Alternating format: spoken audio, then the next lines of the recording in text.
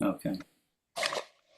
Gail is someone that you can reach out to concerning the Los Angeles areas on conservatorship. So if you have any questions, if you have any problems and so forth that arise that involve the LPS conservatorship, that is her phone number, and you can call her.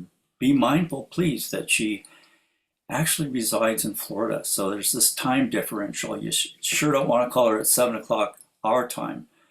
I don't think she'd be too happy answering the phone at 10, 11 o'clock at night. I'm down here in Orange County. I've been involved in conservatorship matters for about 11 years now. If you have any challenges or questions about conservatorship or how to obtain one, that's my phone number here in the 714 area code, and you're welcome to call me at any time. That's reasonable. Next slide. So what is a LPS conservatorship in essence? And the essence is that it is about keeping the individual on medication. Once somebody is put onto a conservatorship, the courts do not allow that person to go off, and the conservator then has the authority to have that person involuntarily put into the hospital so that they can then get them back onto their medications. We want to keep them progressing in their mental health and doing well and having a productive life and not floundering and living on the streets. So it really is about keeping the medication in place for them and helping them to maintain their life. Next slide. Okay, basically, we believe that conservatorships helps people, we believe strongly, and they have a right to be well. The LPS Jim mentioned is involuntary treatment, and it's a tool for treatment that gives a person the greatest opportunity to regain their life through recovery, because you've taken away their right to refuse the medication. And many times they need the medication, a proper medication, to help those neurons connect so that they can come back to reality. That's the essence of it. Next slide. In this program, we help you to be able to acquire resources. We go over getting them in the hospital and encouraging the doctor to initiate the LPS conservatorship. Tomorrow we talk about once they're under a conservatorship, what can you do? What are the laws?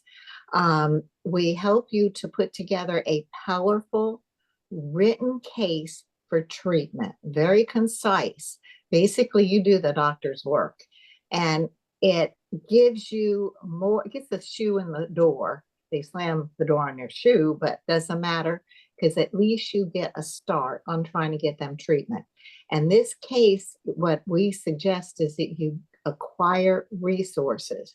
The resources for income would be SSI, SSDI, Social Security, VA benefits, whatever they have for income. The Medi-Cal and Medicare are also, that's your insurance, and that helps an awful lot. A strong suggestion: do not tell the hospital, well, we have money and we can do this and that. Don't do that. The moment you start talking about you have money, kiss your retirement, your vacations, everything goodbye, unless you're really a multimillionaire, because they will suck you dry. Stay with the system. The system has a very good treatment program. If you put your loved one in an expensive program and they're doing great, they come out, they're doing great, then they start to slide back down. You might be kind of ticked at them for, I spent all this money, I did this and I did that, and look at you, you're not even trying. Many times they can't. And so just stick with the system. They have good programs in many places, but as a conservator, you have the right to check these out, because there's some places that aren't the best, that you know your loved one better than anybody. So you can pick the ones that you feel would be best suited for them. Next slide. This is SSI. What you do is you take your case, you call Social Security, your written case, you can email it to them, ask for an email, ask them to help you fill out the form. Do not say, I am applying, because the moment you say that word, I am applying, I'm sorry, ma'am, but you can't apply. Click, they hang up. Ask them to help you fill out the forms, give them the copy of your case that you put together, and we're going to talk about that shortly. And they can help you put together, or do the application. Tell them you're going to give it to the hospital to get the social worker to get your loved one to sign it. Social workers are pretty good about getting these people to sign. So that's a good step. If they refuse to sign it, it's all the more reason for getting the LPS. Medi-Cal is usually granted when SSI is granted, but you can ask for emergency Medi-Cal, which will help pay the hospital bill. Medicare is usually granted 2 years after receiving SSDI, Social Security Disability Income. But if you have proof that they've been ill for over 2 years, you can show that to Medicare, and chances are they will grant Medicare earlier. So you don't have to wait for that 2-year time. Social Security has all the rules and regulations. I'm not an expert on that or that knowledgeable of it, but Social Security will be able to help you with every bit of this. Every time they go in the hospital, call Social Security and let them know. Next slide. This is the powerful, concise case for treatment. We strongly suggest that you copy and paste this exactly like it is, then delete what doesn't apply and add what does. If you have a him, her, and you're talking about a son, take the her out. If you leave it in there, proofread what you've put together. If you leave it in there and the hospital gets it, they go, oh, they copied this from someplace. They discard the whole thing. So you want to make sure this is specific for your loved one. But the format is really appreciated. We've had criminal court judges tell us how much they appreciate it, because they can look at it in 3 seconds or less. They know what they need. The attorneys, criminal court attorneys, Department of Mental Health attorneys, public guardian, they all appreciate this because it's to the point for what they need. So we're going to talk about what to say, what not to say, and how to put this together. Next slide. You want to use the written case anytime that you're going to acquire a SSI, SSDI, or Medi-Cal, and when you're applying for it, and you'll submit that to them to show them the mental health history of your family member. Anytime that you request a police or a psychiatric team to come to your location to hospitalize your loved one who's decompensated, that's a very important document. That really does show them. And by the way, there was Assembly Bill 1424-6 that was written by Carla Jacobs in regards to this written case, which says that you as the parent have the authority, the legal authority, to present the psychiatric history of your loved one to these teams that come to your home or wherever you happen to be located. You'll want to use this written case anytime that you request AOT, full service partnership, or an LPS conservatorship. If your loved one's been arrested, you'll want to share this mental health history to the written case to your social worker at the jail, and ask them to give that, of course, to the treating doctor to initiate the LPS conservatorship if they're not on one already. And then, of course, this is something that the criminal court for the public defender can find most useful in defending your loved one. And at any time that you're at the mental health court, this is a very important document to have on hand. It really does give the courts insight into the individual and their needs. Next slide. This is an example of how you'd want to present that mental health history. We can't go into a mental health hospital, a designated hospital, with 3 pounds or 10-inch thick stack of paper saying, well, just look, doctor, my loved one has been hospitalized all these times, and if you'll just read through this, you'll see that he or she needs to be hospitalized. Instead, what we're wanting to do is to succinctly outline it in the form and fashion that you see on the screen in front of you. You want to list the dates of hospitalization, where was that hospitalization, what was their diagnosis if that was provided to you as well. If they were homeless, if they were incarcerated, you'd want to list that.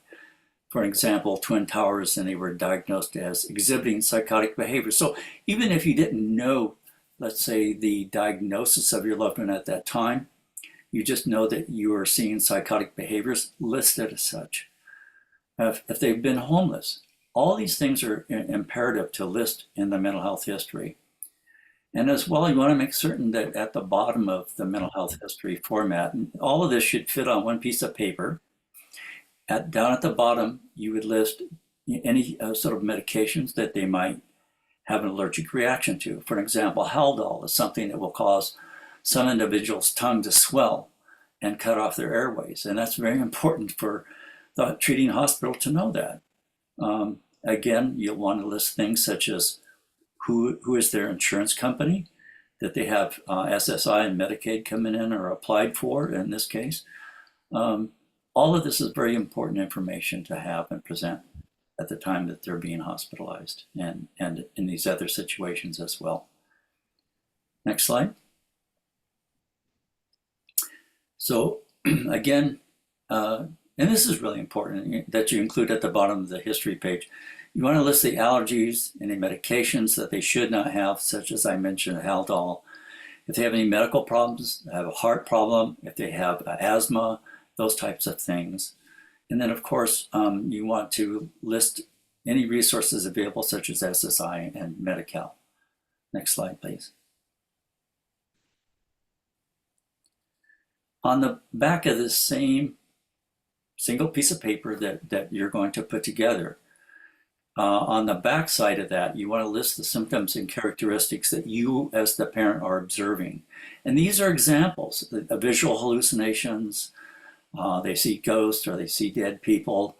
Auditory hallucinations, they laugh or smile for no apparent reasons. You see them talking to somebody, or that the television's speaking to them or her. They're having grandiose delusions. They feel that they're going to go out and start a new business and make millions of dollars and things are going to be great. When in fact, because they are so gravely disabled, they lack capacity to even obtain work at all. They believe they're going to go out and make an immense amount of money. So these are types of symptoms and characteristics that need to go in the back. And what this does is it sets the stage for the doctor, let's say, when they're being in a hospital setting and the doctor doesn't really know that much about this person. Just sitting there, just sitting there and looking at somebody face to face and asking them questions doesn't always provide the necessary information, because a lot of times they will, present information that they'll just make up that sound good and so that they can get back out of the hospital. But this really gives the doctor insight into what's going on with this individual and how to best perhaps treat them so they're not giving them medications that would be inappropriate. Gail, is there anything you'd like to throw in on that? Not at this time. Okay. Thank you. Next slide. Okay, these are what Jim is showing you is really examples, and there's a lot of examples in there to help you to think. When you're doing this, you don't want to put anything positive about them. It will be used against you, in getting them the treatment. You don't want to say anything, and we have a slide that's going to address this shortly, anything about at this time about drugs or alcohol, because the hospitals will use that to discharge the patient. This is a substance abuse problem, so we're going to discharge them. You push mental illness. Don't get off on other tangents. Mental illness, and we'll go through exactly what mental illness they're referring to. Those are some of the things you want to be careful about, but you have a lot of examples in here to help you to think about, and these are common things that go through a person. Next slide.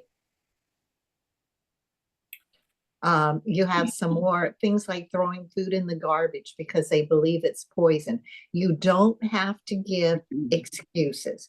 But in that garbage thing, throwing the food in the garbage, well, at the end of the dinner, if somebody didn't finish all their food, sometimes you throw it in the garbage or feed it to the dog.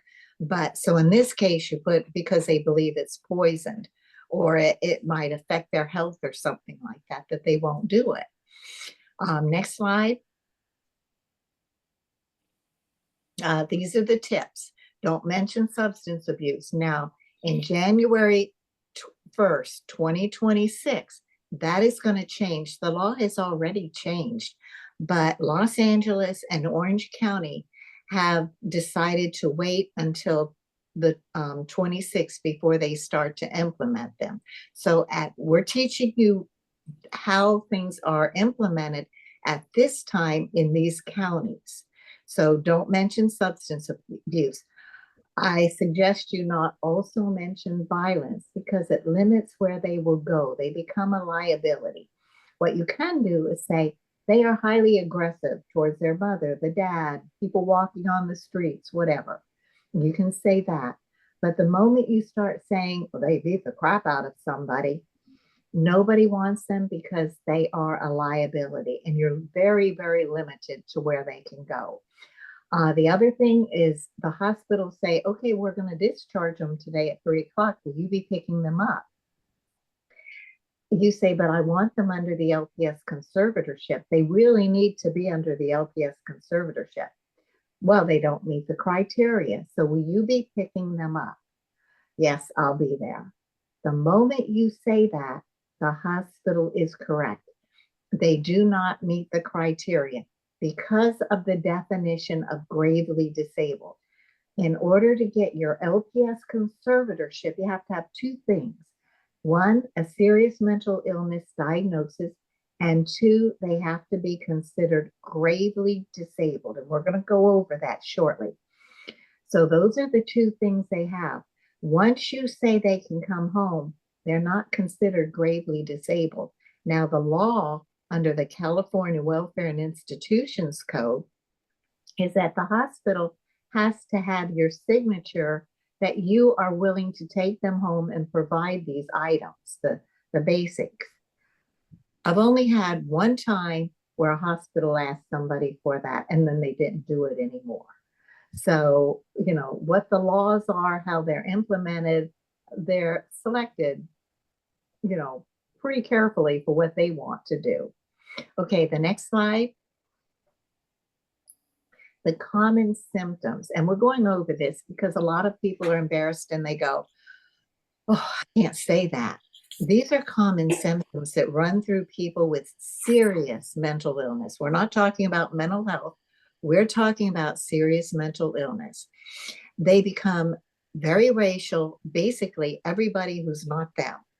A friend of mine, her son hated Black people, hated them. And she said, I don't get it. He's Black. He's racial against everybody who's not them. They become heightened sexual delusions. Those very common. Mom's molested me, dad's molested me, whatever. Generally speaking, if they cannot give you specifics, well, it happened. You know it happened. Chances are it's a delusion. But if they start telling you where it happened, when it happened, how it happened, and all that, I would sure as all heck check into it because chances are it did happen. But if they're not able to give you specifics, then, I would be a little bit, questioning on that. Another one is the FBI, CIA. Other people are following them. They're looking at them. They're watching them. That's a very common one. And I'm sure you've all heard this. They're not ill, but you've got a problem. That's a common symptom. Some other common symptoms are you owe them a bucket of money. That $2 million you stole from them, you should return that kind of thing. So those are common things that they believe, and those are real. So when you're talking to them, I don't suggest you correct what they say. What you can say to them is, that must make you feel very uncomfortable, or I can't imagine how that makes you feel. I don't see it that way. You can do that. Write down what they're saying. The reason you don't want to correct what they're saying, because this is the only way. You need that communication between them so you know exactly what's happening in their brain. If you don't know what's happening to their brain and you start telling, well, that's not true, that didn't happen, they will close you out and never tell you other things. And even on their recovery, you still need to know where their brain is, because today they may be great. Tomorrow they're back to a little bit delusions, but they're at least on an incline of getting better. Okay, next slide. Gravely disabled. This is very important to understand that it only pertains to food, clothing, or shelter. Nothing else matters. A person with serious mental illness cannot, because of their illness, provide for their food, clothing, or shelter.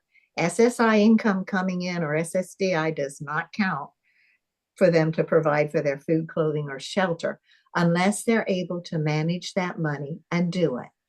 If someone else can provide for their food, clothing, and shelter in a safe manner, then they will not be considered gravely disabled. That's why the hospital says, and sometimes the judge will ask you, if we don't grant the LPS, will you be taking them home? And you say, yes, Your Honor. Then he can't grant it because that is the law. So you be cautious on these things. These are important. Only refer to food, clothing, and shelter for gravely disabled. And this is written out very well in that present in the packet. You can go to NAMI Urban LA and look up the LPS info. It's written out. In fact, reread all that stuff. It's a lot of what we're saying. Copy and paste it. And if they don't copy and paste it, it should be like not a PDF file, so that it's a working file. If you have problems, email me. I'll send you a copy so that you can copy and paste it. It won't take you any time at all to put together a powerful written case for treatment. Use the same format, plagiarize. You're gravely disabled. Delete what does not apply. Next slide.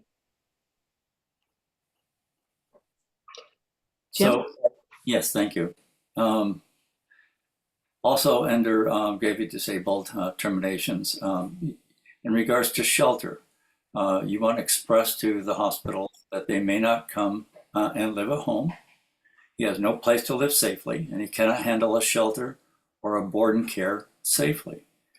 You know, obviously they're not able to care for themselves, and therefore they need to remain under care there in the hospital. Perhaps in regards to food, they've lost significant weight and not eating. I remember there was a family that I talked to that had a son that met this criteria. Like this slide is saying, there was paranoia of food, being poisoned, and overweight because of compulsive eating. Their son was diabetic, and he had an insulin pump, and he knew that his parents were poisoning him, so he stopped eating. When they called the assessment team to come out and assess their son, the parents had called me, and I spoke to the team actually directly and pointed out that he had an insulin pump that he shut off because he thought the insulin pump was poisoning him. The parents' food was poisoning him. He'd lost significant weight, as this intimates, and he was just getting frail as could be. And they originally said they weren't going to take him, then they changed their mind once they heard, the fact that he had these paranoid ideations and was not eating, that type of thing. So it's very important to communicate with the assessment team when they come. Perhaps the person has bipolar illnesses that would be indicative of the impact of such when they take their clothes off at inappropriate times and places. Or perhaps they wear clothes for excessive periods of times and they just smell horrible. They may dress inappropriate for weather, health risks. An example of that, especially if, let's say, they're dual diagnosis, where they're suffering from substance abuse let's say, methamphetamines, and they're also in psychosis. They because of the methamphetamines, feel that they're just freezing to death, and so they put on all this clothing and black clothing. It's all black pants, black shirts, and they're out in the sun, and they just feel like they're just fine. This is a real danger to their health and safety. Perhaps they have no insight into their illness, and therefore they're not going to take their medication. They have a history of noncompliance. I've had parents call me and say, you know, Jim, our son was doing so well. He's you know, on a conservatorship, and everything was fine. He was able to get back to work and that type of thing. And then he just felt that he didn't need the medications anymore. So he stopped taking the medications, and now he's decompensated again. You know, what do I do? That type of thing. So these are all kinds of symptomologies of being gravely disabled, and keep these sort of things in mind and so forth. Next slide. So you need to decide the direction for treatment of your loved one. There's a full service partnership, and this is basically something that exists in all the various counties and so forth. It's a setting where the individual can go during the day. They have programs, they have the treatment, they oftentimes offer doctors or nurse practitioners to prescribe for the medications. They try to get them on track and to get back to a productive setting, that type of thing. Another direction for treatment might be with AOT, and Linda's with us today, and she'll be talking about that. AOT is the Assisted Outpatient Treatment Team. That is basically something that was derived from Laura's Law, that it was fashioned in such that provides the treatment, which is different than conservatorship. And Linda will go into that, so I'll not cover this. And also, another form or direction for treatment would be obtaining the LPS conservatorship itself for involuntary treatment. There again, it's involuntary. It's not something they decide on as an individual. The courts would put them on it if they met legal criteria for such. But all of these are, you know, from like the first step is where they just simply are going out to talk to a therapist to get themselves focused and so forth, all the way down to the most restrictive level, and that would be under an LPS conservatorship. Jim, if I can just add, we also have in Los Angeles Care Court, and Linda is working with that on that. She's going to discuss AOT and Care Court, which is predominantly for homeless people. So if your loved one's homeless, they can help you with the Care Court program, which is doing pretty good from what I understand. Thank you, Dale, for that. That's an excellent point. Next slide. So basically, when it comes time to have your loved one hospitalized because they're in psychosis, if you've called the team and the team comes out to do an assessment on them, you want to give the written case, which is the mental health history, to the police and or the access team that comes up out here in Orange County. It's called the CAT team, and provide them that information. So you call the police, and I guess in Los Angeles, you call 911. Here in Orange County, we would call OC Links, and OC Links then makes the arrangements for an assessment team to come out to see the person and evaluate them. If the person is a harm to self or others, they're a flight risk. These are all reasons for hospitalizations. You do not wait for the person to hurt someone if they're becoming violent or don't want to see them hurt themselves as well. You want to hospitalize them immediately and stress that to the team when you call them. You may be that it says hospitalize immediately, do not call police a week after the incident. And obviously you want to call them immediately if they're possibly going to hurt themselves. Demand that when the team comes or the police come, demand that the person be placed on a 5150 and not taken, to the hospital and not to jail. to be taken to the hospital and not jail. A lot of times I hear families telling me that the police or a sheriff's department out here in Orange County are adamant that the family, file charges on their individual. They've done something, maybe they assaulted a family member, and you don't want them to go to jail. That's not going to be the best thing for them. You want to get them into a hospital, and you want to, if they're not on conservatorship already, you want to start and initiate that process. So you call the access team in Los Angeles, or CAT team in out here, OC Links. And for Los Angeles, this is the 800 number that you would call when the person is gravely disabled.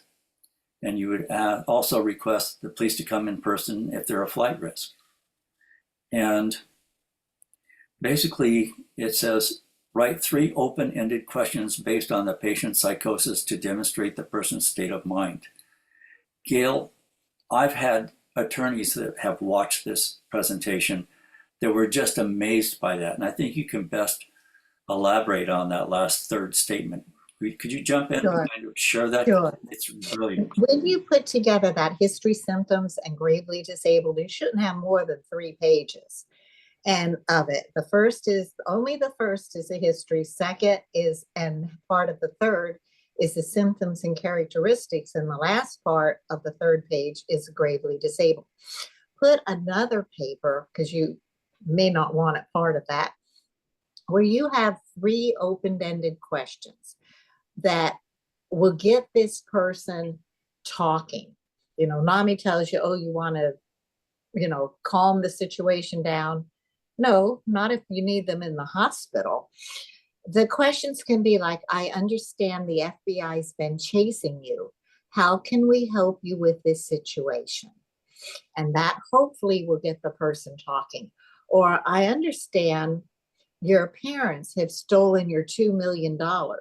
How can we help you with this situation? Those kind of questions, not a yes and no question, something that will kind of get them started. Sometimes they have delusions. They have to go to the hospital to raise people from the dead. I understand that when you go to the hospital, you raise people from the dead. Could you maybe tell us more about what you're doing? Because this sounds very exciting and very helpful. Get them talking.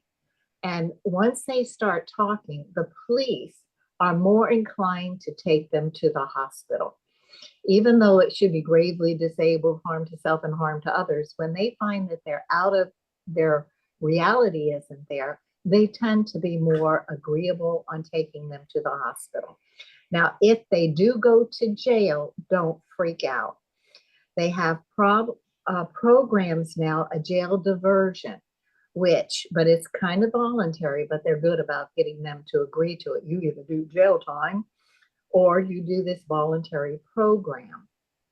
And for 2 years, 18 months to 2 years, they can be in the program. And at the end of that time, depending on the case could be dismissed or lowered maybe to a little misdemeanor, like a parking ticket or something.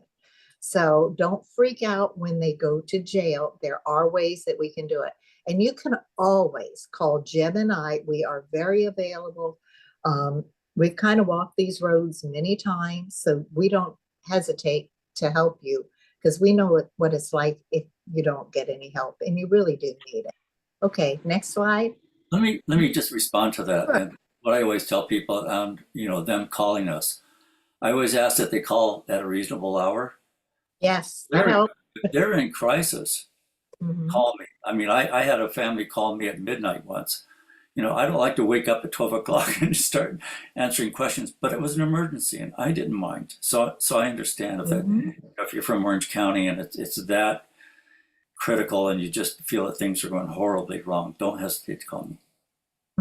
And that goes for me too. Jim and I are both that way. If it's an emergency, call us. But if you wait till like 6 o'clock at night and then you go, oh, I want to call and discuss such and such, and it can wait for the next day, be a little bit considerate. But any emergency, don't hesitate to call. We have no problem. I don't have a problem waking up, taking the call and dealing with it. But if you call me at midnight and you're saying, what if this and what if that? I might not answer any more of your calls. So please don't do that, but be considerate and we will do everything we can to help you. Next slide. Hospitalization. The standard direction that things go, a person, you call the police, or you do a call access team in Los Angeles, and you have the person put on a 5150. It's also known as a 3-day hold or 72-hour hold. And the hospital will hold them for 3 days because they evaluate them during that time. Then they can go on a 5250. When they go to the hospital on the 5150, be sure your history, symptoms, and gravely disabled, do that now. Get that out of the way. You want to give it to the treating doctor or the person who's evaluating them at the hospital, because that will help them to write a stronger case for treatment. When they put them on a 14-day hold, they might send them from one hospital to another hospital. When they go on that 14-day hold, don't assume your paper has been transferred. Contact the social worker and give them that information. By law, they must take your information. They might not be able to talk with you because your loved one won't sign the release of information. Don't worry about that. You can give them the information they need. So you want to do that. And if your loved one believes that the mother is his sister, be sure to let the hospital know that sort of thing. All right. After the 5250, they can go on a 5270, and they don't usually use these numbers. They just say, okay, we're putting them on a 30-day intensive hold. We're holding them over an additional 30 days. Now, San Bernardino does not have that. And I think DeAndre Davis is going to go into a lot of this. Or if they choose to initiate the LPS, they will do it after that probable cause hearing. A probable cause hearing or certification hearing, depending on what they call it, will take place within the first 4, it's supposed to be working days, but now all the hospitals count the weekend as a working day. They will have right in the hospital a hearing. Do we have probable cause to keep this person for the full 14-day hold? If the person wins their case, then they will be discharged. So a doctor tends not to initiate the LPS until after that hearing. But if they're going to do it, they'll do it right after that hearing. And you want to keep tabs of that. If the hospital's not giving you information, you can call the public guardian and say, have you received a request for so-and-so to be placed on the LPS conservatorship? Public guardian can tell you that. So that's one way to find out information. And once they get the information, they can let you know everything, when the court date is, everything, because there's certain things they have to do to get ready for a court date. And they have to approve whether they're going to petition the court for a court date. And I'm going to let DeAndre discuss all that with you, because that's important. Basically, once that doctor initiates it, the conservatorship, he has about 30 days to complete it, go to court, and have everything taken care of. Now, let me just say something. When somebody is in the hospital and they're not doing well, they're fighting everybody, and the doctor's initiating the LPS conservatorship, get on your knees and thank God that they're acting the worst they ever could, because it's all the more reason for the LPS. I hate to say it, but when they go to court, if they go to court, and you've seen them pull it together, they're doing beautifully. Your Honor, I'm not gravely disabled. My parents have a problem and blah, blah, blah, blah. The case could be dismissed. So the worse they act, be thankful for that. Once you get that LPS, now you're going to fight for their quality of treatment and for their recovery. And that's very important on that. But that 30 days of watching them decline, it's heartbreaking, but hang in there. Next slide. Oh, one more thing I just wanted to say on the other one. When the police take them to the hospital, that's civil, and the police can tell you what hospital they take you to. If they refuse to do it, don't get into a tiff with them. Call the precinct where the police were at, ask to speak with the watch commander, and he can tell you where the loved one went, which hospital. And then you can call the hospital. The hospital might say, well, we can't tell you if they're there. Say, well, I have to give you some information for them. And if they say that if they're not there, sometimes they'll say, well, you know, you might look at other hospitals. A hint, they're not there. But ask for the fax number and fax that information over to them. Okay, next slide. Acquiring the LPS conservatorship. Generally speaking, this is not the law, but it's the practice. It is the treating doctor in the hospital or the jail who can initiate the LPS conservatorship with the public guardian's office. The public guardian basically can't do anything until they get that paperwork. Now everything's in their territory, and you can talk with them about most everything. And the reason why it is the practice and not the law, if the doctor initiates the LPS conservatorship and the person does not show up in court, they refuse to go to court, or let's say you've taken them home and they don't go to court for that case is dismissed. That means the treating doctor, public guardian, and county council has done a bucket of paperwork, and they're not too happy about that. So if they're in the hospital will transport them to the courthouse, or they do a lot of WebEx now, or the jail will transfer them to the courthouse or do WebEx for the hearing now. So, you know, just keep in mind that's not the practice, but it is basically how it's initiated, and you don't want your case dismissed. Okay, so generally they have to be in the hospital or jail. Now, care court and AOT, they kind of twist a few little different things, and I'll let Linda discuss that with you. Next slide. Via the hospital, you give that written case to the treating doctor in the hospital. Don't wait. Do it right away. You should have that after this meeting. Go and put it all together. You request that the doctor initiate the LPS conservatorship. And remember, it won't be, most likely, it won't be till after the probable cause hearing or certification, whichever they want to call it, before that doctor will initiate the LPS conservatorship. Now, when you're talking to the hospital, if your loved one hasn't signed the release of information, they'll say, we can't talk to you. They're correct. That is the law. But you can give them the information, and they appreciate the written information because they don't have time to listen to you go on and bloviate constantly about everything your loved one's done. The written case is very appreciated. But when you need something, and you can always hypothetically, you say to the social worker and befriend that social worker, they will slip out a lot of information that's very helpful if you befriend them. They'll say, well, hypothetically, if you have somebody in the hospital and they've had, 3 other hospitalizations and this and that, does a treating doctor tend to initiate the LPS conservatorship? They'll pretty much answer you and give you an idea of what's going on.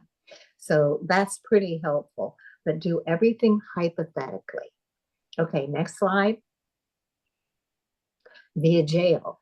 Request the treating doctor at the jail initiate the LPS. Chances are you won't be talking to the treating doctor, but the caseworker or the social worker at the jail, and you can fax over that information to them, and they really do appreciate it. The jail doctors, I think in my experience, they tend to initiate the LPS quicker than a doctor in the hospital, and that's because the hospital's being paid up until when that person gets a conservatorship.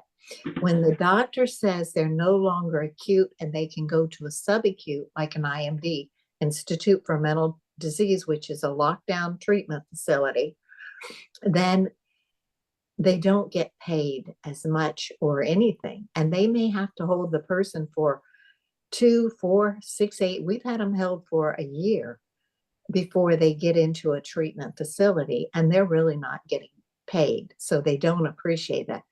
That's the biggest reason right now that they will not initiate the LPS conservatorships. And I just had one lady tell the person, we'll do the LPS, but once we get it, then you have to start paying out of your pocket for us to keep them here.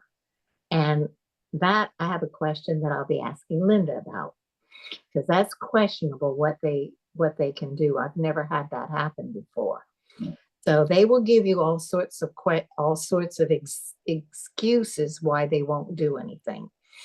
But be sure to give that written case to the to the jail's treating doctor. Keep in mind, they've got like 150 cases they're dealing with. So that written case helps them. When they go to court, give that case to the public defender and ask that they get the mental health liaison involved in the case. That mental health liaison opens doors for treatment. So that's very important.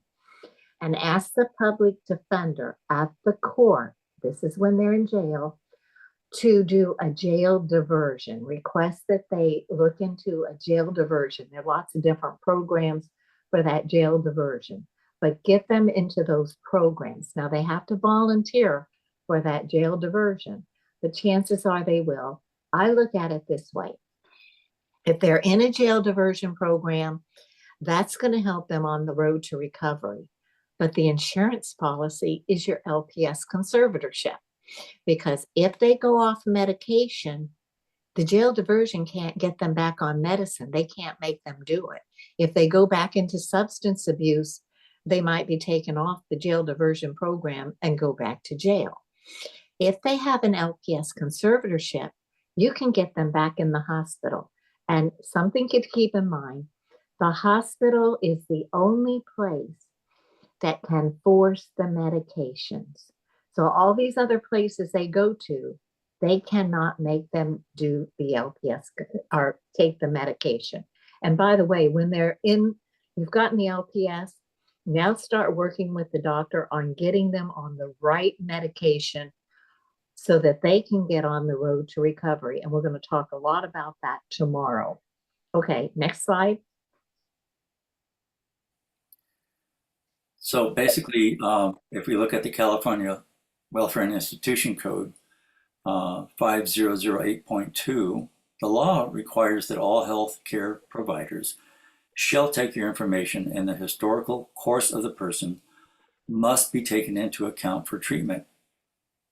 Here in Orange County, I have never had a problem with that until recently. There was one designated hospital that basically said no, they couldn't take that information, and I just redirected them, the parent, as to who they should reach out to, because obviously the person that told them that was just sadly mistaken and not aware of the law.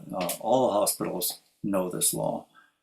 The court stated that harm may be through neglect or inability to care for oneself. Therefore, if they lack the provisional sense to care for themselves due to their mental illness, they meet the criteria for a 5150.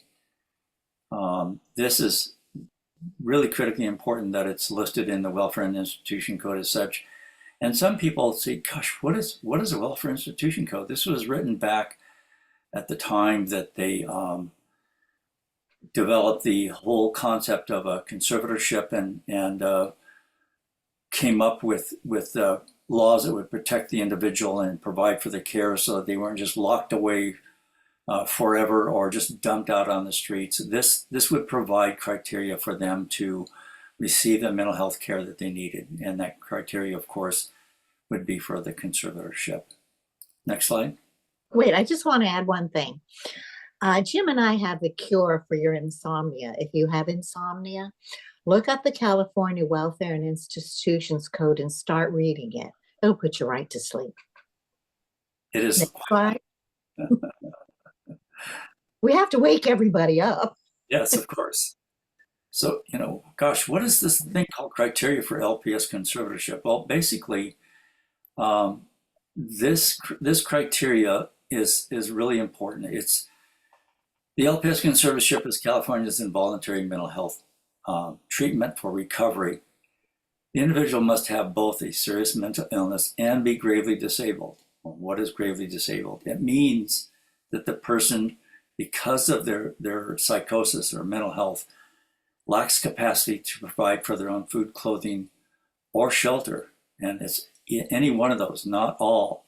So if they can't find shelter in a safe place, they say, oh, I can live out in the street. Well, it's not a safe place. That doesn't meet criteria.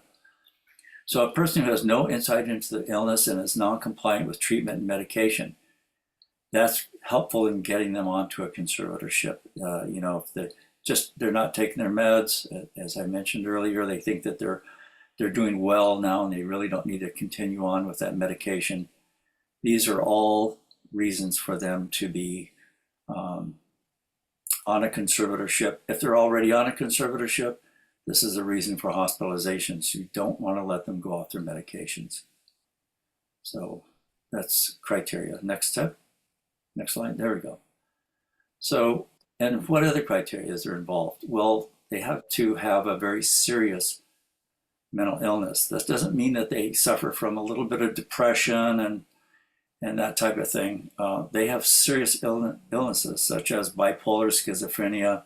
These listed disorders are very serious disorders. They don't just have depression, they have clinical depression where they can't even get out of bed for days. They just can't even get up and face the world because of their funk is just holding them down. So again, if they have obsessive compulsive disorder or they have chronic alcoholism. Now, chronic alcoholism before wasn't something that the hospitals would take into consideration, even though it was written into the Welfare Institution Code. But with the new law that's been passed, it now is. And that is all criteria. But it's not implemented yet. No, in Orange County, for example, it's been deferred for about 2 years out because they're just not ready yet to take people in and take care of them yet. And we've never seen LPS for compulsive disorder or chronic alcoholism. Now, I'm sure it has occurred, but Jim and I haven't seen it. I haven't seen it.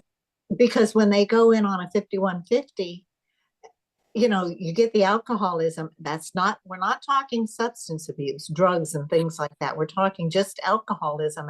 And that's what it says, that after a few days, even a week, they're better. So the hospital releases them. But don't put alcoholism in anything at this time because the hospital will use it against you still. So, but once they change that and they start utilizing the new definition for gravely disabled, that will be a whole new ball game, but we're not there yet. So leave out that chronic alcoholism. Obsessive compulsive disorder, you can add that. Now I'm just kind of reading where people are saying, it's really hard to get these things. Yes, it is. We're giving you the tools to be able to do it, put it together.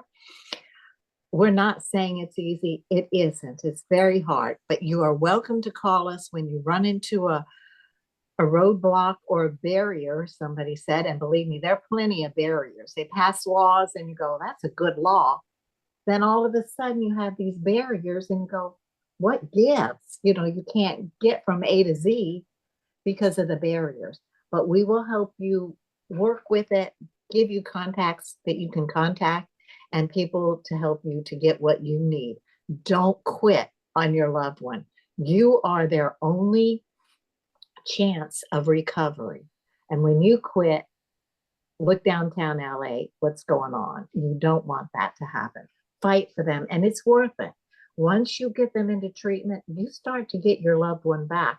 And I always tell people, Once that LPS is granted, you go home, get that photo, the photo album, you remember what they were like before, and that is your target goal to get them back to that. Don't settle for when the doctor goes, that's the best you're going to get. Don't buy into it. Okay, next slide. And actually, I misspoke. I do know a family that has a son that's on conservatorship that suffers from obsessive compulsive disorder. So I misspoke on that. Yeah, next slide, please. Okay. So the types of conservatorship that are around is conservatorship of the person and LPS conservatorship of the estate. Of the person, the treating doctor in the hospital initiates this conservatorship with the public guardian's office. The public guardian petitions the court for temporary LPS conservatorship and investigates the need for permanent conservatorship. Here in Orange County, once the doctor reaches out to the public guardian's office, they in turn actually reach out to county council, who is the legal team for our county. And then they arrange, of course, for a mental health court hearing on that whole process. The other type of conservatorship that can be applied for would be of the estate, like Britney Spears. She had an enormous amount of monies coming in, and basically, if she was not capable of seeing that the money was not just frivolously spent on things, then of course she would need protection to make sure that that money was. And of course, that was very controversial in the news. But anyone, if they have a job, if they have money, and that type of thing, you want to protect the assets and funds, and that's really the whole idea of the conservator of the estate. And this is something that when the public guardian office reaches out to you in this process of obtaining the conservatorship and ask you, are you willing to be the conservator? You obviously can bring up the fact that yes, and I'm willing to be the conservator of the estate because they have significant funds that need to be protected, and all that will be discussed in court when the hearing comes up. Next slide. Gail. Probate conservatorship. That's the other conservatorship, and that's usually for older people. DeAndre is going to go more into that. Anybody who does not have a mental illness. And it can also be for younger people if you have autism, brain damage, stroke, for anybody that is anything other than those things we were talking about: bipolar, schizoid affective, schizophrenia, chronic depression. Those are the ones that are LPS conservatorship. Probate conservatorship is for everything else. And Jim mentioned Britney Spears, and nobody knows because your medical records are kept quiet. I suspect she had a probate conservatorship, which would be a borderline personality disorder. And that's where they could also take care of her estate, because the LPS, she had money coming in, and it would be, unless she was losing weight or wearing the same clothes or whatever, you really don't know exactly what was taking place. And her record should be kept quiet. Okay, next slide. And there's another type of conservatorship too that you as a family would not be involved in. And that's I believe that's called a Murphy conservatorship, and that's when your loved one commits a crime.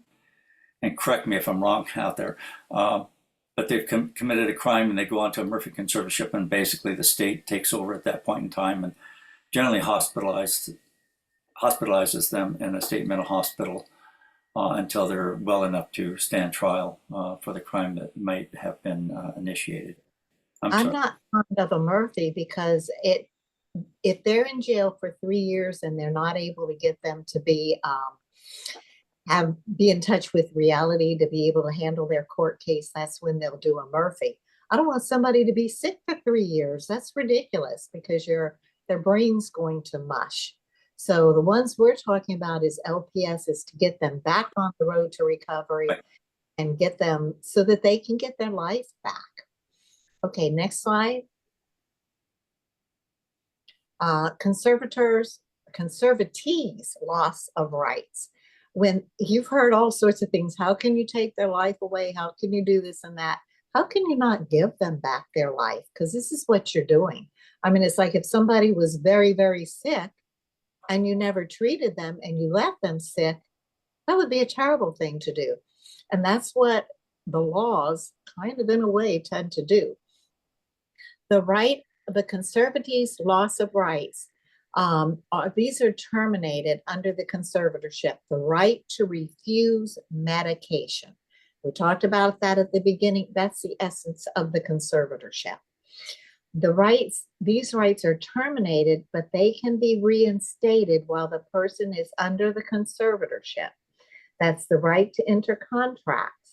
And a contract could be a marriage contract, the right to drive a car, and a right to possess and own a gun. Now, the gun thing, only once have I seen the person have that reinstated. But the other two, entering contracts and driving a car, those are reinstated because they may need it for a job. We're trying to get them so that they can get their life back and start living like they should. So, and they're not that difficult to get, to go to court and tell the judge, this is what we need. Now, if the public guardian is the conservator, the public guardian will not petition for those two things. But if you are the conservator of your loved one and you feel like, oh, they can drive a car now and they can enter contracts, you can petition the court. It doesn't take very long to get that. And chances are, if the doctor agrees, you agree, they can get those rights back. So they have every right. The other thing that's kind of temporarily taken away is where they live. Initially, they go into a lockdown facility because they're flightless. They'll take off and go to Timbuktu, who knows? But you want them in a lockdown so you can give them the medication, get their neurons connecting like they're supposed to connect, so they can think and start to come back to reality. All right, next slide. The right of the conservator. If you choose to be a conservator, your right is to approve or disapprove treatment, placement, and medication. And those are very powerful things. If the public guardian is a conservator, they cannot overrule the doctor and say, oh, we're not going to give them that medication. But you as a parent, if you see your loved one's not doing well on a medication, you can suggest to the doctor, don't ever tell them, because they think they're gods. So you just kind of say, you know, I was reading about this medication. What do you think if we try it? And I'll give you the data, what I'm seeing with my loved one. And chances are they'll work with you on the medications if you're respectful. Placement, you have the power to go to these treatment facilities. You know your loved one better than anybody, and to approve or disapprove. For instance, one family was given 3 placements because the hospital is supposed to request intensive care division, come evaluate your person, and then they give you 3 facilities, lockdown facilities. Well, this one family, one of the facilities, their loved one was catatonic schizophrenia, so not talking. So they kind of thought maybe they weren't that bright. Brilliant, brilliant person.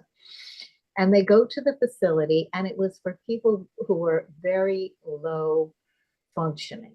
That would have freaked the person out. The second facility, he had dual diagnosis, substance abuse. They're selling drugs right across the street. That wasn't going to work. And the third one, they were packed in like sardines, 4 in a room. Your only privacy was a shower curtain around the room. That person contacted ICD and said, I don't think those are going to work very well, and explained the reasons why. They were very valid reasons. So they gave them 3 more, and those were much, much better. So don't hesitate to request changes. Now, if you're given 2 facilities and either one would work, but you really prefer another facility, one's available in 2 months and the other one like maybe 6 months, you're going to have to take that 2 months. You have to kind of work with the system a little bit. And treatment, if you have a psychiatrist, I hate to say a few of them are quack. I told you I'm not PC.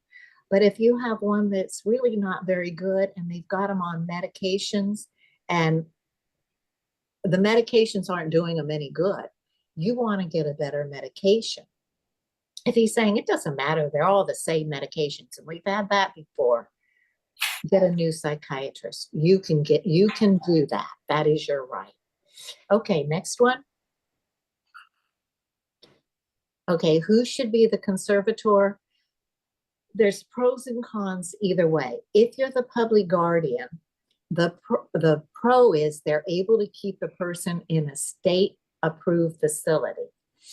And that could be if the hospital says, well, we're going to discharge them, the public guardian can say, no, not until a facility becomes available. They have that power. It's also a lot less stress for a family member, especially if your loved one likes to control and you have a hard time with the word no. So those are good reasons. The negative is you're less involved in the recovery process.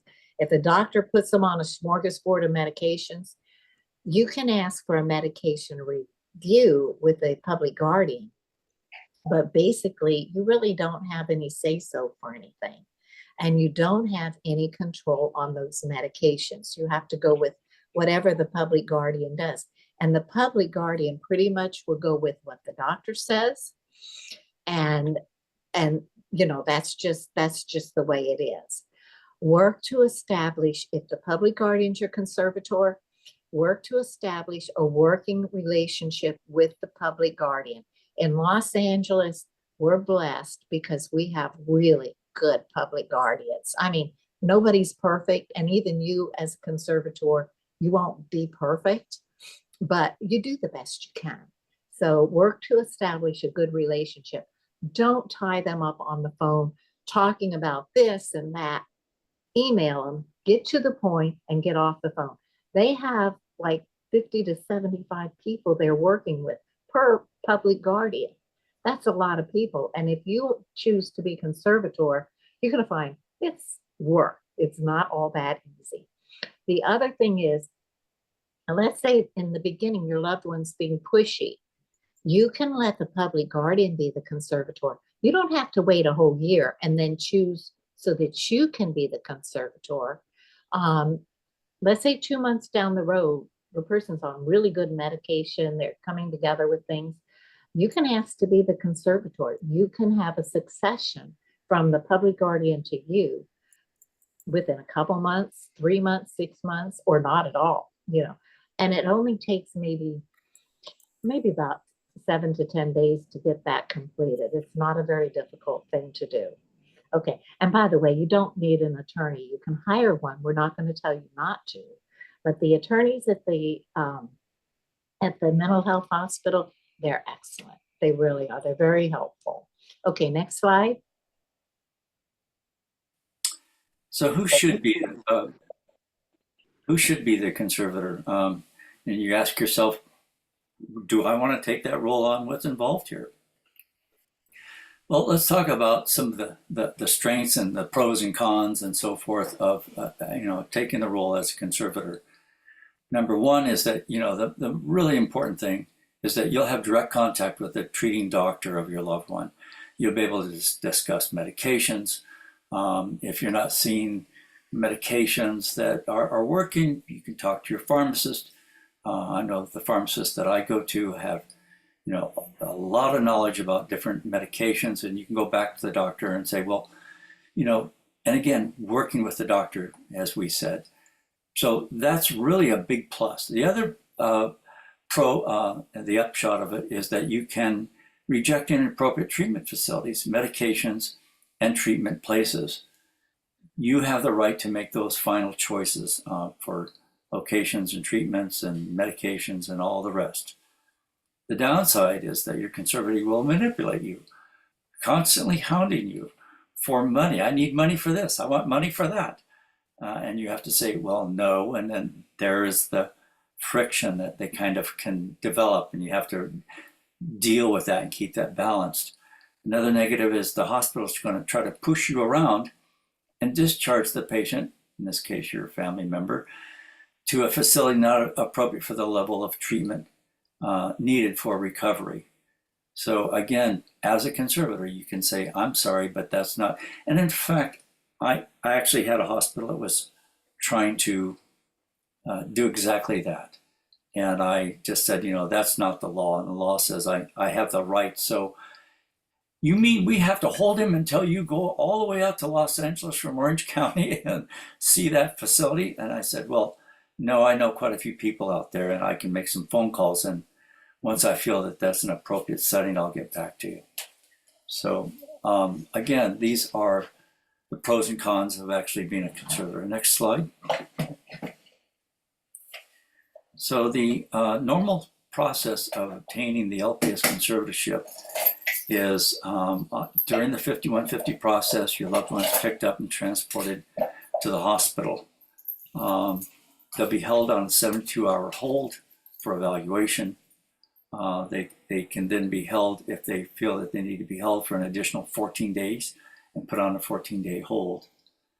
Eventually, if the doctor concedes that this individual, your loved one, needs to be conserved, they can hold them for yet another 30 days, and that would be the process. So those are the days and lengths of time that your loved one would be held before a court hearing would take place, or that they can be held. So after 4 days of a 14-day hold, a probable cause hearing occurs, which allows the hospital to keep the patient for the 14 days. After the probable cause hearing, the doctor can initiate the LPS conservatorship with the public guardian's office. And then there's the 30-day hold, or TCON. The LPS hearing takes place during the 30-day hold. And it's critically important that the hospitals watch the calendars. I actually had a case one time, excuse me, where there was a case where the individual was released simply because they had not observed the proper amount of days held and that type of thing. They said, I'm sorry, he's past the 30 days, he's free. You guys haven't initiated anything. So obviously the hospital took great safeguards following that, but these are the time frames in which things will happen. Next slide, please. So after the appropriate amount of time has passed, there will be a hearing. And before the hearing, your loved one will be assigned to be represented by a public defender, which there'll be several, and they'll pick one that was appropriate or available for your loved one to represent their legal rights. The patient then has the right to determine who's going to make the final decision here on this. And here in California, we have a group that's actually mandated by the Welfare Institution Code again, that basically says the patient has various rights, but while your loved one is on that hold and waiting to go into court, patients' rights are going to be educating your loved one on all of their legal rights that they have. And again, they can say, I want the judge to make this final decision, and the judge, normally they always ask that. Or they can say, no, I want a jury trial. And of course, heaven help you, because a lot of times the criteria to serve in a jury trial in this case doesn't, cherry pick people who have, background knowledge about mental health to any great depth at all, or maybe not at all. Yet that is their right. Next slide. So here, and actually I should let Gail run with this one, because this is for Los Angeles, and then I'll talk a little bit about Orange County. Yeah, this is the mental health court. It's Department in A, and they have it in Norwalk, California. And a lot of the cases are heard by WebEx. I think I'll let DeAndre talk about that. We have two judges, Judge Scott Heron, and I hope he can get on because he is going to be talking. Judge Renee Gilbertson was supposed to, but something came up and she wasn't able to make it. So just be sure that you know you're the right courthouse, and if you're going to be in the case, know whether you need to do WebEx or be there in person. Okay, next slide. After the LPS is granted, the hospital's supposed to hold the patient until the proper facility becomes available. And that could take a long time. But while they're in that hospital, the doctor can work to find a great medication that's going to work with them. I'm not a fond supporter of a smorgasbord of medications because each one comes with different side effects. You want to find one that's going to work for them. And tomorrow I'll talk more about the medications. I am not a doctor, psychologist, psychiatrist, or any other such thing. I've just, worked with this enough. And I know that if you don't give them medication that's for serious mental illness, your probability of the loved one recovering is nil. So you want to have good medication for them and not accept medications that are going to be for somebody who has a mental health problem. Yours has an serious mental illness. When they're in the hospital, it's the intensive care division that the hospital should ask to come and do an evaluation for placement. And they give you, if you're the conservator, you will get 3 choices. If a public guardian is the conservator, they get 3 choices, and whichever one becomes available first, that's where they're going. The level of care is determined by the clinical recommendations. And generally speaking, this is the order. If they're in the hospital and the medication's doing great, they can skip an IMD. An IMD is a locked down treatment facility. It stands for Institute for Mental Disease. They have to go from a lockdown to a lockdown. A hospital and jail is locked down, so then they can go to the IMD. We've had a hospital tell the family, take them home. We've applied for the IMD, and when it becomes available, we'll let you know. If they took them home, they could not get into the IMD because you have to go from a lockdown to a lockdown. Now, if they're in the hospital and the medication's working and they're no longer flight risk, a step down is also called enhanced residential housing, which is a pretty good program. They do a lot of therapy, treatment, all sorts of things, and that's pretty good. From there is a board and care. If they're going to a board and care, be sure you tour those board and cares. Some of those places are horrible. If it's state sanctioned, it should be better, but I wouldn't put my worst friend in some of those board and cares. So be cautious of those. Sober living or outpatient treatment. They can be in an apartment or something like that, or living with you. I don't normally suggest a person come and live at home because it's kind of like when your kid goes off to college, they do their own laundry, they make sure they get fed wherever, go out and eat whatever they do. When they come home, they dump the laundry in the laundry room. Hey, mom, my dirty clothes are in the laundry room, and what's for dinner? I mean, they revert back. When the people will be doing very well, when they come back home, they can revert back. And you want them to be able to stand on their own 2 feet. So keeping them in the system and with programs is very helpful, because hopefully, and it's not for everybody, I mean, you have to make your own decisions. We're just giving you suggestions that this will keep them on the road of recovery, because you're not going to be there forever. Okay, next slide. Suggestions for recovery. Remember what your loved one was like. Go get the photo album. That's the level of care you seek. And when the doctor says, hey, this is the best you're going to get, try something else. Be familiar with every one of their meds. Know about those meds. If you have to contact the pharmaceutical company that produces those meds, go right ahead. They're very helpful. Medication is the key to making those neurons connect properly, and that is so important. Keep a journal, 2 journals, and we'll talk about that in a second. That is so important to be able to help your loved one get on the road to recovery. Cognitive therapy. If you sit around and you're couch potato, your muscles go to mush. If you haven't been treated, your brain muscles go to mush. Cognitive therapy helps to exercise your brain to get back to where you should be. Addiction treatment. If your loved one is dual diagnosis, be sure they have mental health and they have substance abuse. Those are very important. Don't do one without the other. Okay, next slide.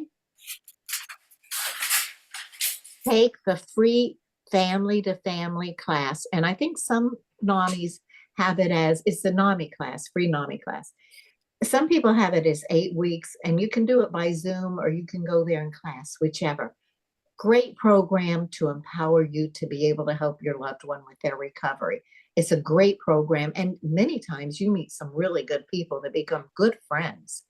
NAMI Urban LA offers a free class for families with somebody, for families and with somebody under the LPS conservatorship. That class is tomorrow. And even if you don't have somebody, you can still join us. It's a very helpful class to tell you what you can do, you can't do, give you a lot of suggestions. Suppose they go off their medications. What do you do? We talk about that. Join NAMI. NAMI is a very powerful group that really helps you get involved. Be willing to teach a class after you take that family to family class. Volunteer to teach it. They'll train you, and you'll get more out of it when you teach it. Okay, next slide. Keep 2 journals. I mentioned that earlier. One is for your loved one. Everything they say, what they're doing, you keep that journal. And what medications they're on, when they take the medications, morning, night, whatever. That will help with them to be able to get them on the road to recovery. A lot of times people have no idea what their loved ones are on. You want to know what they're taking. The other journal is for everybody you speak with, including Jim and I. Put us on that, except make life easy for you. When you talk to us, you can put just LPS information. But when you're talking to other people, you'll have a social worker at the hospital. Well, this hospital doesn't do LPS conservatorships. Excuse me, it's a designated facility, and they have to do it. Now you can call somebody, you can report them. This person at this time told me they don't do LPS conservatorships. And the Department of Mental Health should look into that and should take care of that.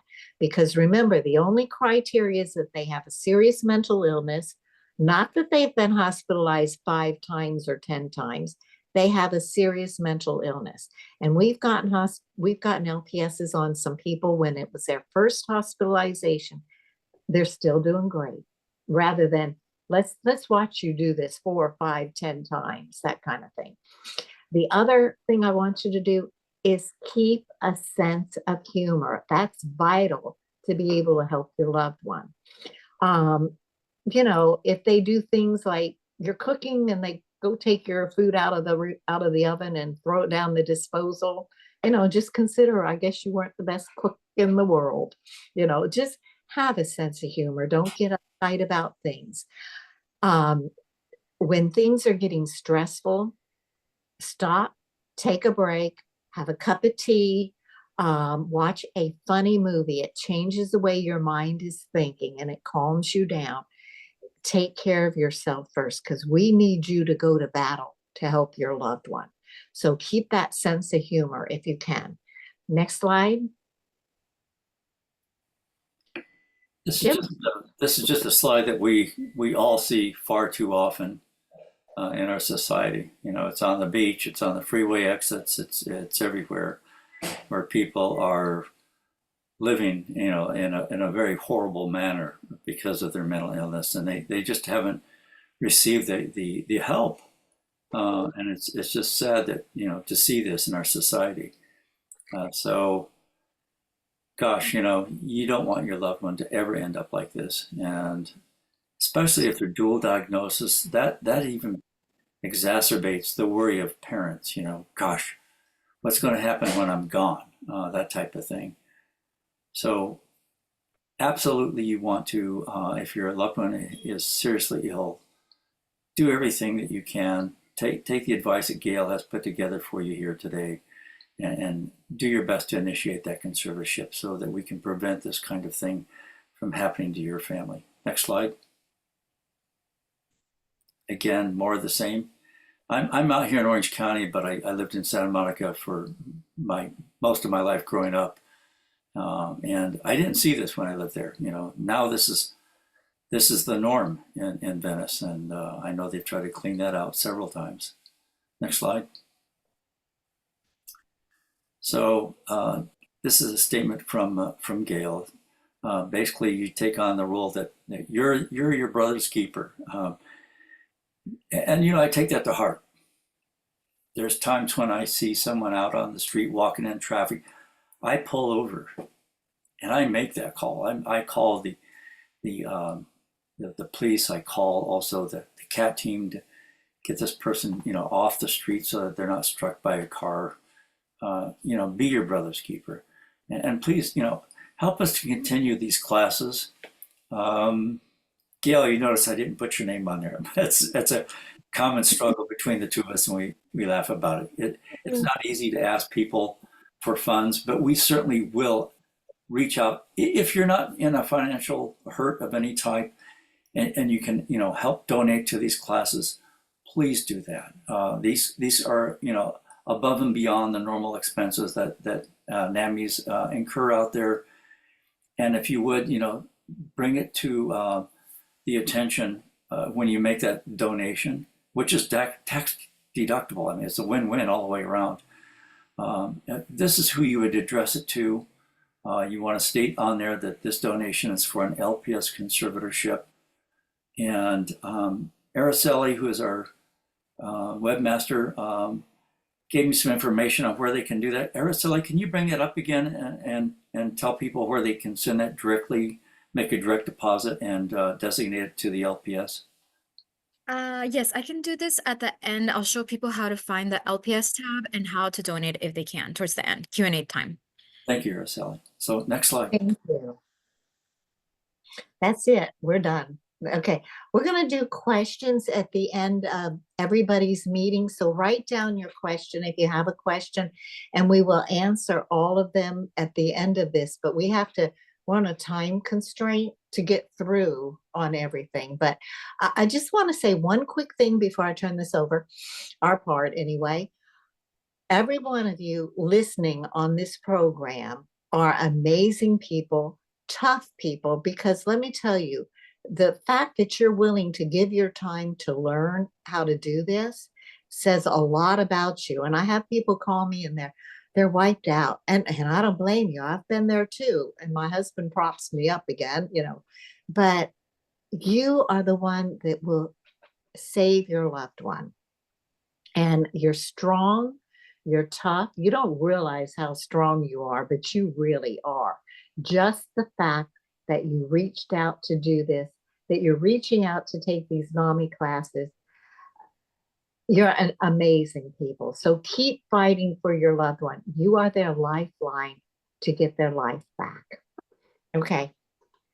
Next slide. Our next person. I think DeAndre.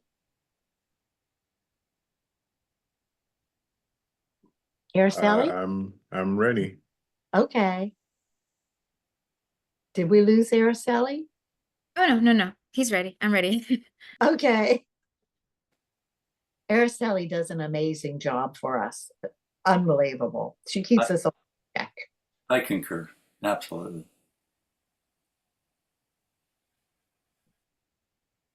Can everybody see the screen? Not yet. No? No, we still have our power. I see the screen that says questions. It's just, it's Gail and Jim's. Oh, okay. presentation. Stop sharing then. DeAndre is the public guardians with the public guardians office, and James Kwan, the director of public guardian, is on this meeting too. But DeAndre, I've known him for a long time, an amazing person. He is really good and powerful. Thank you, Gail. So my name's DeAndre Davis. I am the Assistant Division Chief with the Office of the Public Guardian. I oversee the LPS Investigations Unit. Go ahead, next slide. So I'm gonna tell you a little bit about the Office of the Public Guardian. So the Office of the Public Guardian is authorized by California statute.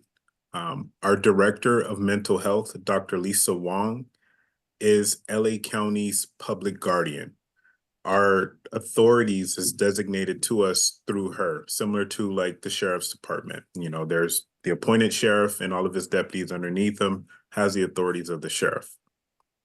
The public guardian's office is the designated county conservatorship investigator for all LPS conservatorships. There is no other way to file for an LPS conservatorship other than by our office. The public guardian shall conduct conservatorship investigations for probate conservatorships, but for probate, what's different between LPS and probate is that for probate, anyone can petition to become a probate conservator. But like I stated earlier, for LPS, only the public guardian's office can file that petition. Next slide. The Office of the Public Guardian is the last resort agency. Before a petition for conservatorship, LPS conservatorship can be filed, the public guardian's investigator must investigate all alternatives before we file that petition for LPS conservatorship. We also go by PG, so you'll see PG a couple of times in the slides. The public guardian makes a recommendation to the court regarding the LPS conservatorship after we've completed our investigation. And in our investigation, we've gathered the person's social history, their mental health history, any prior hospitalizations, any prior conservatorships. All of that information we try to include in our report to the court, recommending a conservator. The court ultimately is the final decision maker on whether or not the person is placed on a conservatorship. And the court is looking for our office to show a burden of proof beyond a reasonable doubt that the person is gravely disabled. The public guardian petitions for probate conservatorships only if there's no other alternatives. So we also receive referrals for probate, which is our individuals that have medical issues or medical difficulties that makes them gravely disabled, such as, you know, someone may have suffered a stroke and now they've lost the ability to speak or lost the ability to be mobile. In those situations, we would petition to become probate conservator only if there's no other person around to do it. Next slide. I'm going to get more into the two different types of conservatorships. So there's two general types of investigations that the Public Guardian's Office does. The LPS Act, or the LPS conservatorship, is the type of conservatorship I mainly work with. On average, our office receives between 90 to 100 referrals per month for referrals from designated facilities from doctors recommending a conservatorship. Our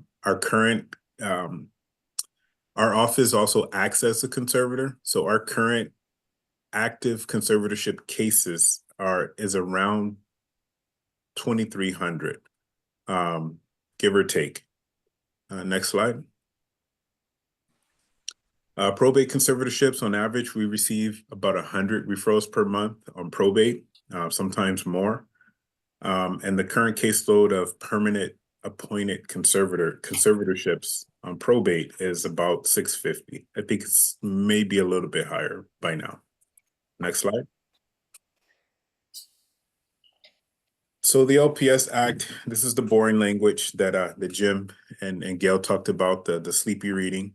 The Welfare and Institution Code, Section 5350, is the code where you'll find information about the investigation itself for an LPS conservatorship. Referrals for LPS conservatorship are received from designated mental health facilities or the court. Those are the only two referring sources for an LPS conservatorship. Currently, LA County has I believe, 58 designated facilities. And we receive referrals from our Hollywood Mental Health Court, which is the court that handles our what we call forensic cases, but there are individuals that were found incompetent to stand trial. We also receive referrals from our probate court. If a private individual filed a petition for a probate conservatorship, and during that hearing they find that the person may be better suited by an LPS conservatorship, that court will send us a referral to investigate into the appropriateness of an LPS. We also receive referrals from criminal courts, where the person has not been found to be incompetent to stand trial, but it's just during the course of the criminal case, the person's mental health was brought up, and that court wanted us to look into the appropriateness of an LPS. The basis of someone being gravely disabled is that they're unable to provide for food, clothing, and shelter as a result of a mental disorder. It could be, it doesn't necessarily have to be all three of those, but we would have to, in our report and in our investigation, we would have to show how that person is gravely disabled based on all those three criteria. The conservatorships is established primarily for the involuntary treatment of chronic mental illness. Majority of our clients either have limited or no insight into their mental illness, and they would not voluntarily seek treatment or take medications. One thing about the LPS conservatorship is one of the major differences between LPS and probate is that under an LPS conservatorship, we only have authority to treat the person's mental illness. The way I explain it to some of our newer staff is LPS is the brain, probate is the body. So LPS can only treat someone with the use of psychotropic medication and involuntary treatment. We cannot consent to any medical procedures without first getting court approval. So example, if someone needed a root canal, we cannot consent to that until we get court approval if that person lacked the capacity to consent to that root canal themselves. LPS conservatorships terminates after 1 year, and are required to be renewed annually if the person still meets the criteria for an LPS conservatorship. The conservatorship can terminate sooner than a year if the person has gotten well enough to be independent and they're able to they have a viable plan of how they're going to care for themselves if they're not when they're no longer on the conservatorship.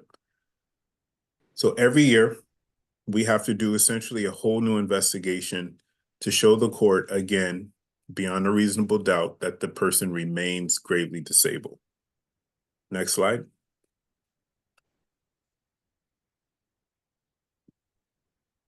LPS continued. The conservator appointment. So when we conduct our investigations, oftentimes we don't know family members or next of kin or anything like that. Usually it's an individual, we have their name, sometimes their birth date, sometimes their social, sometimes we have nothing. We receive a lot of John Doe sometimes. But in our investigation, we do attempt to find family members. And if we do find a family member, we reach out to them. We explain the circumstances their loved one's in. And if the family member is in agreement to act as a conservator, we would make that recommendation to the court to appoint them as the conservator. If there is no family member, or if the family member is not willing to act as a conservator, then our office would petition and we would make the recommendation for the public guardian to be appointed. All LPS conservatorships, whether it's a family member or public guardian, is supervised by the court, is overseen by the court. That's the individual's right, and it has to do with the individual's rights and their due process. So oftentimes we are asked to follow up on an issue that the individual may have brought into the court's attention. For example, they may need clothing, or they may want a little extra spending money sometimes. The court will make an order for us to follow up on that, and we have to, do our best to accommodate those asks. Gail got into the duties of a conservator a little bit earlier, so this is just kind of a quick overview recap. The duties of the conservatorship for public guardian is to place our clients in licensed care facilities. I think we have on a couple, special circumstances placed individuals in a non-licensed facility, but that was most likely someone that was transitioning off conservatorship. Our office also, we also try to maintain and establish the client's benefits. A lot of our clients have periods where they have not been receiving any SSI for years. They may have been homeless on the street and not collecting those monies. And so we reestablish those benefits to help that person and help them get placed in appropriate settings, and also provide them some of the basic essentials that they need, so that they can go through their treatment comfortably. We also will pay the individual's bills, mainly their care bills. As Gail mentioned earlier, these facilities cost, and maintaining their bills and maintaining the payment for their care is essential. We also authorize mental health treatment. And that's a very generic way of putting it, but mainly it's providing the consent to change medications if needed, or to lower medications if needed, or if the person needs to be in a higher level of care, to go through those channels to try to get that person moved into the correct level of care. We also try to coordinate services such as full service partnerships, which is for our boarding care clients, which is a kind of like not telehealth. There's social workers that'll come out and check in on the clients. The boarding cares usually do not have a social worker on staff, or anyone clinical on staff. So the full service partnerships, they go out and they have a caseload, and they go out and visit the client to check on them and see how they're doing. If they're not doing well, then they can make recommendations to possibly raise their level of care, if they may need to be hospitalized or things like that. Next slide.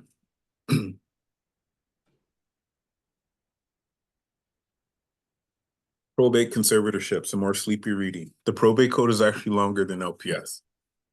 The probate code is can be found in the probate code section 1800. Like I said, referrals for the court. We receive referrals from the court. We receive referrals from Adult Protective Services, law enforcement, local government agencies like DPSS. We receive the referrals from hospitals, private parties.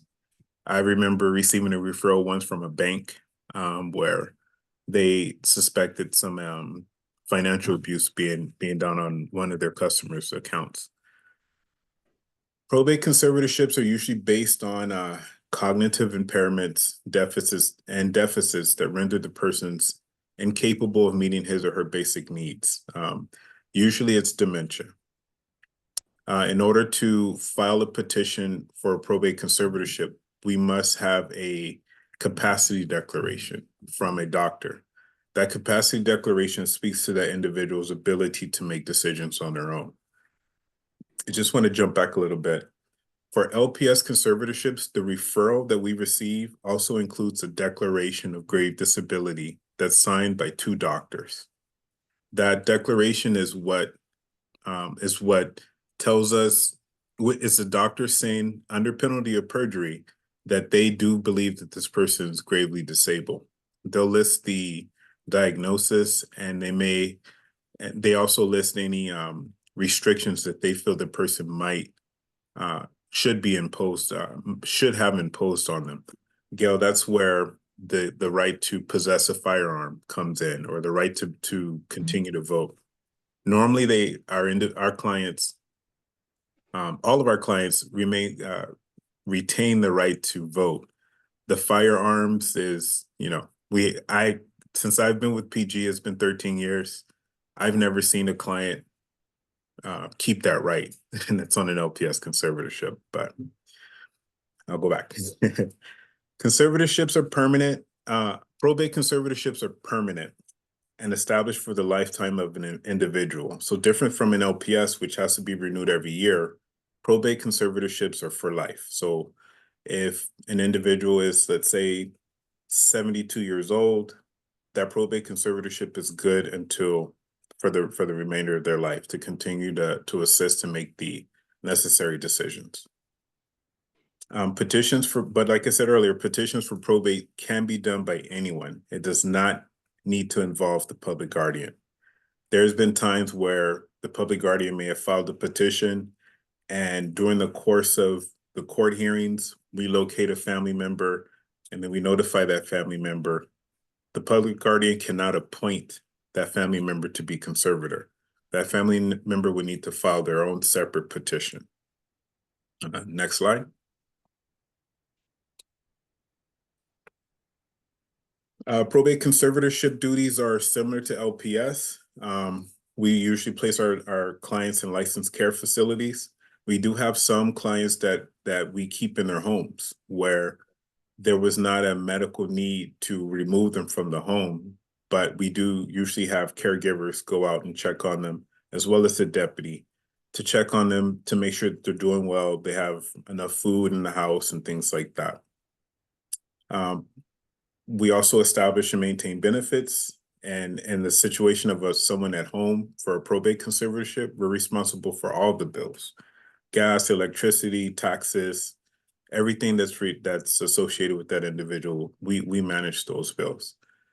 And for probate conservatorship, we do have full authorization for medical treatment. And we also coordinate links and services, adult day programs, things like that, so that it's comfortable for our clients. Next slide. Gail, when you guys were talking about the Murphy conservatorships earlier, the Murphy conservatorships is something that can only be filed at the end of the competency training period that happens at the state hospital. And what a Murphy conservatorship is it's not a different type of LPS. They're still the same criteria. The only addition is that that individual is found to be a danger to themselves or to others due to their mental illness. And they must have committed a violent felony and was found incompetent to stand trial. And normally, Jim was right. Normally, those clients, we would seek to place them at the state hospital. It's been a bit of a challenge recently, but that's the difference between a Murphy. You still have the same authorities for medication, but it's at the end of a competency training period. My units handle a lot of forensic cases that come from the jail where individuals are either what's called AB 109, that was the flash incarceration bill that passed. We haven't seen too many of those recently. The program's been doing really well in managing that population. The bulk of our forensic cases or court referrals come from the incompetent to stand trial pieces. There's the FIST cases, which is the felony incompetent to stand trial, and there's the misdemeanor incompetent to stand trial. Both the 1370s for FIST and MIS, all of those individuals are referred to us by the court, but we seek the opinion from the doctors in the county jail to support and to give us the evidence of that person being gravely disabled. Less frequently, we receive referrals from the court for individuals, what's called an offender with a mental disorder. That's someone that was convicted and sent to prison and has completed their prison term and is ready to be released into the community. But because of their mental illness, they're considered to be, not ready to be released back into the community because of the severity of their illness. When we receive these referrals, it's someone that is at the end of this additional commitment, but they're no longer a danger, but they still need the assistance to manage their mental illness. Also the same for the not guilty by reason of insanity cases. Those individuals, if they're convicted for a serious felony, and they may have been sentenced to 10 years as an NGI, or not guilty by reason of insanity. At that 10th year, the state hospital has to determine whether or not the person is ready to come back into the community. And if not, they may remain in the state hospital for an additional 2 years, or they could be referred for an LPS conservatorship. They would then be transferred from the state hospital with the hopes of transferring them from the state hospital into an IMD facility. Next slide. I told you I'd keep it short, Gail. Yeah, you did a great job. That gives Linda time because she needs that time. This is our address, our new headquarters, and that is our contact number. I'm not sure, Araceli, I'm not sure if the next slide is the updated version with our contact info, but this 213-974-0515 number, that's our number to our office. One of our secretaries or clerks will pick up the phone, ask if you have questions about LPS, they'll direct you to my side of the office. You have questions about probate conservatorship, they'll direct you to that side. If you have a loved one that is on conservatorship and the public guardian is the conservator, that's also the number to call. Let the operator know who your loved one is, and they would direct you to the assigned deputy or supervisor. And that's it. I'll stick around for questions. Every time you talk, I always get more things, and I'm writing a few little extra notes, but that's a great presentation. It really was. Thank you. All of those names on this slide are different, and those numbers are different. This is the older contact list. So okay. I can provide you with the more current contacts. Okay, appreciate that. Thank you so much.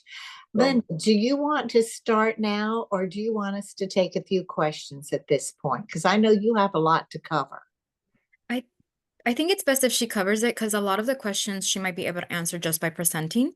Okay, done deal. Go ahead. My only question is, Linda, AOT first. Let's do AOT. AOT? Okay, got it. Thanks.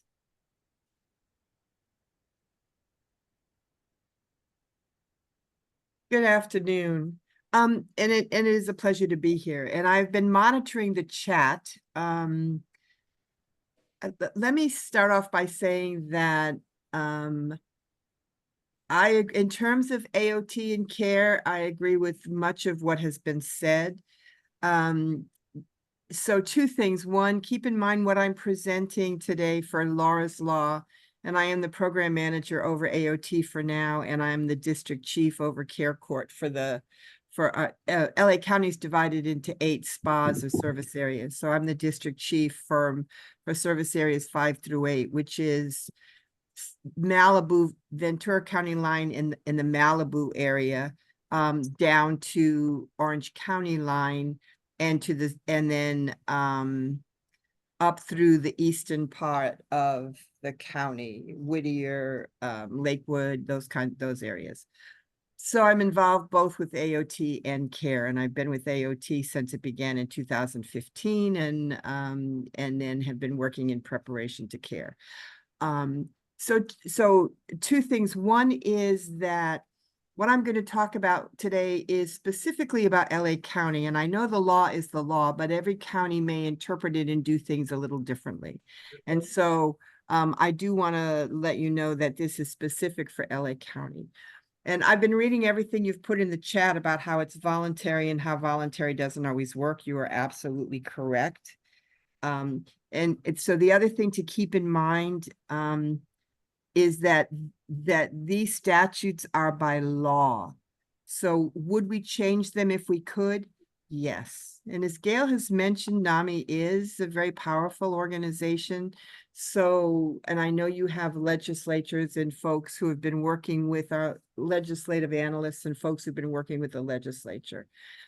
Everything that we do, much like the public guardian, is by law. So we can't force someone, for instance, with AOT or care to take involuntary medicine. There is no involuntary medication in either program. That's by statute. Now, if I had my druthers, would I change that? Yes. Can I change that? No. So all of that being said, let's go on to the next slide or so. So Laura's Law, also called the Assisted Outpatient Treatment Program, was started as a pilot project in 2002. And Laura's Law is named for Laura Wilcox, who was a college student who was volunteering in a mental health clinic in Nevada County, in Northern California, a very small county in Northern California, when someone who was non-compliant with treatment came in, killed her, or injured someone else, went to a restaurant, killed the manager, and injured 2 other folks. Her parents fought for treatment, mandated treatment for folks who are non-compliant with treatment. And so Assemblywoman Helen Thompson authorized a bill 1421, which started AOT as a demonstration project. The other thing that she started, which might be helpful for you to know, is another piece of that legislation is 5150.05, which was added to the 5150, which says that all of us, it's sort of geared toward law enforcement because we know they don't always do this, but the law is for all of us that says you shall consider history if you believe the history is relevant to what you're doing. And what we're doing is seeing if someone meets criteria to be able to apply for 5150, and if you believe the person giving you that information is credible. So we all know a 5150 is a danger to self, either suicidality or putting themselves in harm's way because they're preoccupied with hallucinations or other things, danger to others, or grave disability. And so the history that Gail and Jim talked about earlier is a part of the statute, 5150.05. Next slide, please. So in the beginning, AOT was only in Nevada County. And then in 2014, Governor Brown said that we could use mental health service, all counties in California could use Mental Health Services Act money, which was Prop 63 back in the day. Now Prop 1 passed in March. It's called the Behavioral Health Services Act, which is going to make some changes to that MHSA. But that we could use that Mental Health Services Act money to fund AOT programs throughout the state, and also to shore up some of the courts, to allow the courts to use some of that money to be able to provide the court hearings and stuff associated. What AOT does is it allows us to serve folks who have a serious mental illness and who are at substantial risk for deterioration. We outreach to folks and I call clients folks because there are folks. We went to school to be able to serve your loved ones, and hopefully through that be able to offer some solace to you all as well. So we really make an effort to engage someone voluntarily into a full service partnership, or as Gail has mentioned, enriched residential services. Those beds used to be called, and in many counties are still called, IMD step downs. And in LA County, they're called enriched residential services beds. At the time that AOT was created, at the time it was really rolled out in 2014, counties had the option to opt in or opt out. So counties had a choice. So not every county in California has an AOT program. Next slide. And I'm hoping you all know what a full service partnership is, and I can't see the chat. So if someone doesn't, let me know and I'll explain it. If somebody refuses our services, then we can petition the court for mandated outpatient psychiatric treatment.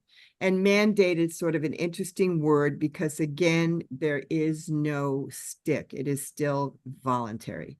And I know that's very confusing. It was confusing for me when I started out doing this program. And we'll talk a little more about that as this presentation goes on. So the other thing that it has done is that the AOT program expands our interagency collaboration. Since 1991, we started the pilot, but in 1993, the teams came into effect. We've had what's called co-response models. So we've had relationships with law enforcement such that we combine a law enforcement officer with a mental health clinician responding to 911 calls. And just as an aside, and I may go aside often, so you may need to get me back on track because I'm thinking about what was happening in the chat. Someone mentioned they had called for the SMART team, which is the LAPD Department of Mental Health team. And with some of those teams, like the SMART team and the MET team, the sheriff's MET team, they're considered second responders. So patrol comes out first. And then patrol dials the SMART and MET teams. And I know that that's always been sort of an issue because patrol doesn't always see what we see. They certainly don't see what you see. You see the nuances. You know your family members. You know those slight changes when things are starting to go sideways. And someone else mentioned in the chat, which is very true. We know that your loved ones are very bright folks who have a mental illness. So when they see law enforcement, when they see our PMRT teams, sometimes when they see us, even in care or AOT, they really can pull it together. So now out of the 46 law enforcement jurisdictions in LA County, 39 of them have those co-response teams with a law enforcement officer and a mental health clinician. So when you need to dial 911 because something is happening with your loved one and you feel that they need to go to the hospital, ask for those specialty teams. In almost every jurisdiction, they're called MET teams. In Pasadena, they're called the HOPE teams. In LAPD, they're called SMART teams. But the rest of the jurisdictions, they're all called MET teams, mental evaluation teams. So we've already had that collaboration with law enforcement, but AOT has given us an opportunity to collaborate more with courts, with county council, with public defenders, with our patient rights organization. Next slide, please. This is the criteria for someone by law to meet AOT criteria. They must be an adult, 18 years of age or older. They have to have a serious treatable mental illness. So for right now, I think the way the law is written, it is the latest diagnostic and statistical manual, the latest edition. And that really is not speaking religiously, but speaking kind of in a work way, just to correlate it. The DSM is sort of the Bible for folks in mental health. It outlines every conceivable mental illness and the criteria by which folks are deemed to have that mental illness. And so it must be a treatable mental illness. And so as DeAndre mentioned, for probate, where it's dementia is in the DSM-5. However, it wouldn't qualify for AOT because there is no amount of treatment, unfortunately, that we could give someone that would be able to give them their memory back in such a way that they could function independently. The person must also be unlikely to survive safely in the community without supervision. They have to have a history of non-compliance with treatment. So it is total non-compliance with treatment.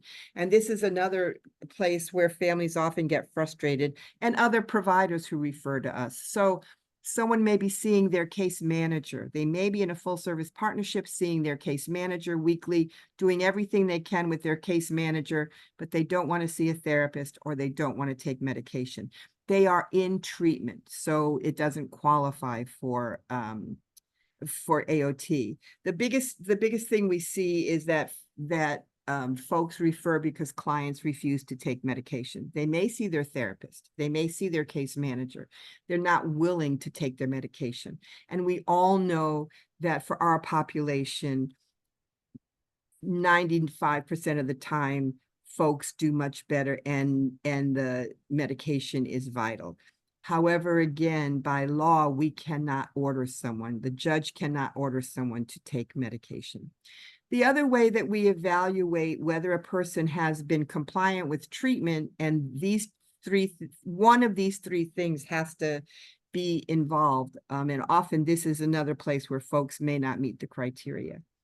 They have to have had 2 or more hospitalizations in the last 36 months, or 2 or more forensic incarcerations, such as Twin Towers, for instance, in LA County.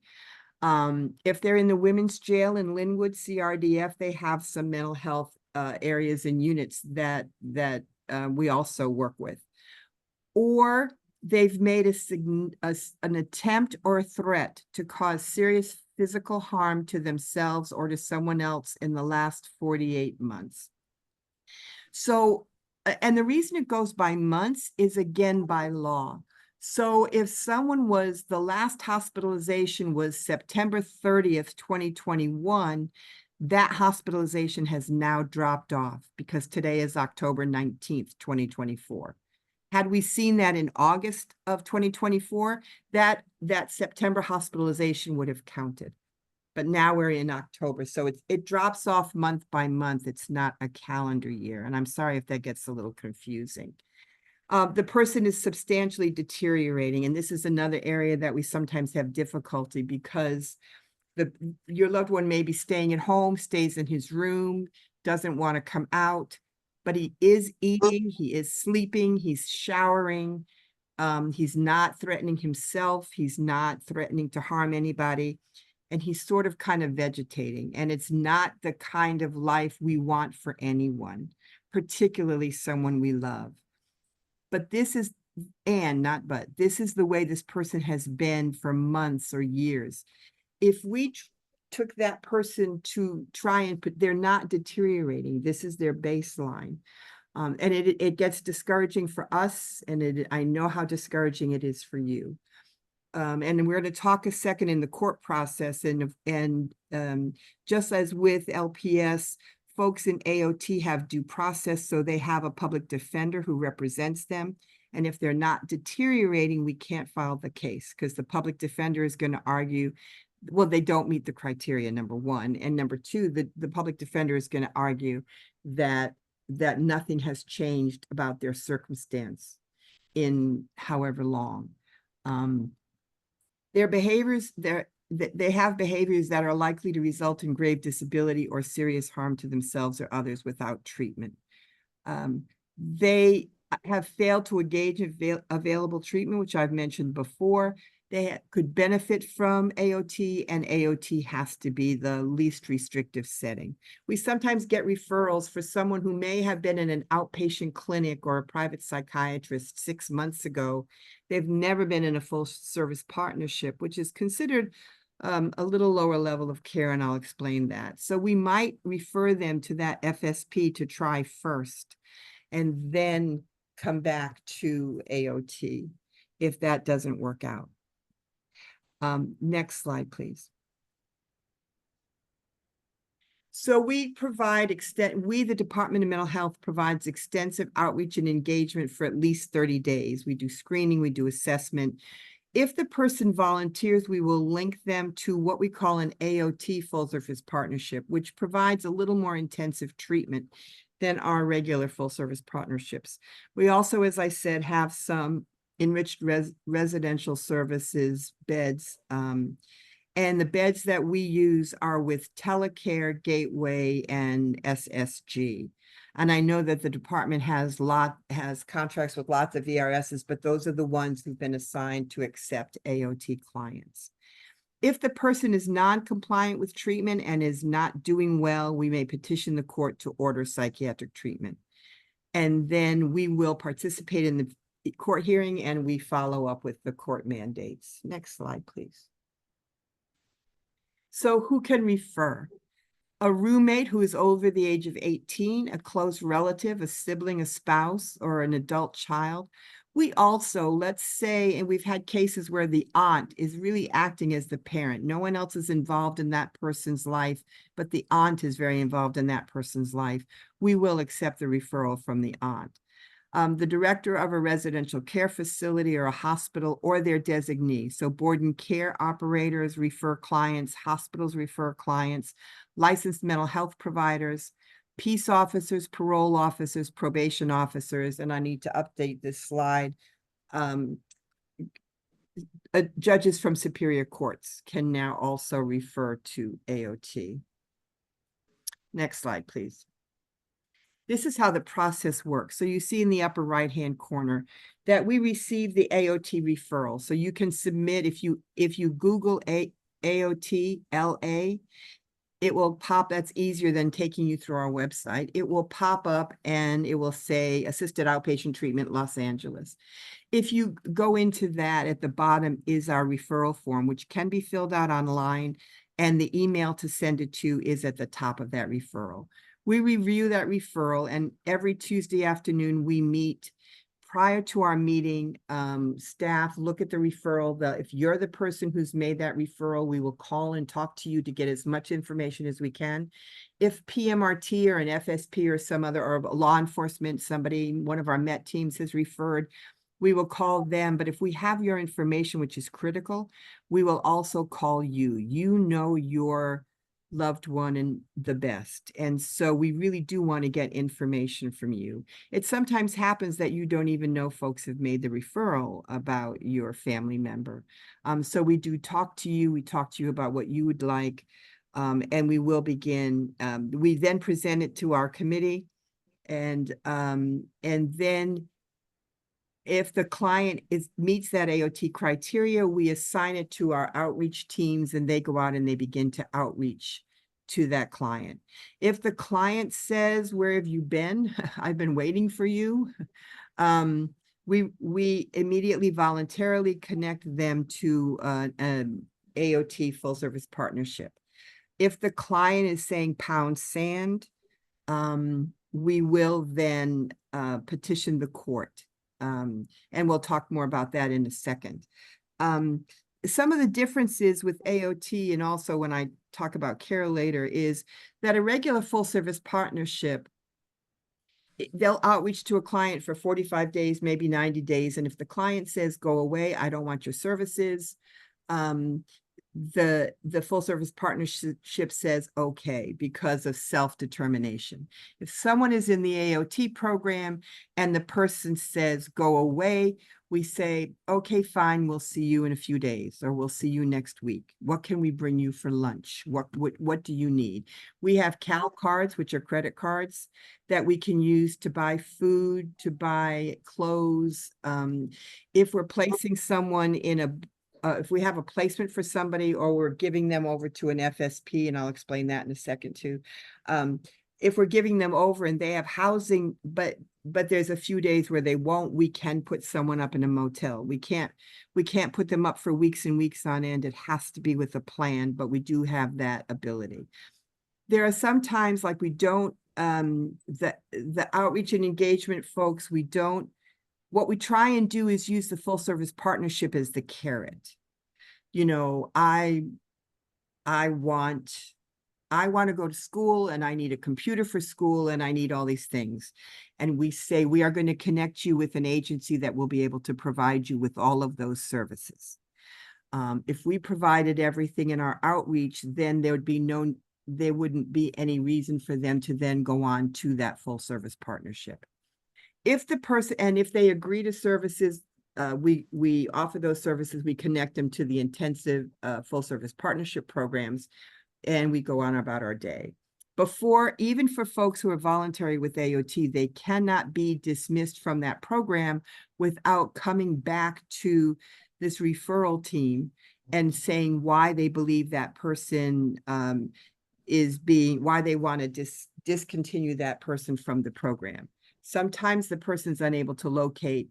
Often the person has graduated from the program, and they can step down to a lower level of care. They're taking their meds, they're seeing their therapist, they're doing case management, maybe they're going to school, maybe they're working on employment. And then we're able to step them down to a lower level of care, which is generally a regular FSP. Next slide, please. So if the client says no, pound sand, and they're not doing well, we do initiate a petition with the court. Again, the court is the Hollywood court. I'm sorry, it was Hollywood court. The petition is with the Norwalk court. We have Judge Herron. We've had Judge Herron since January of 2023.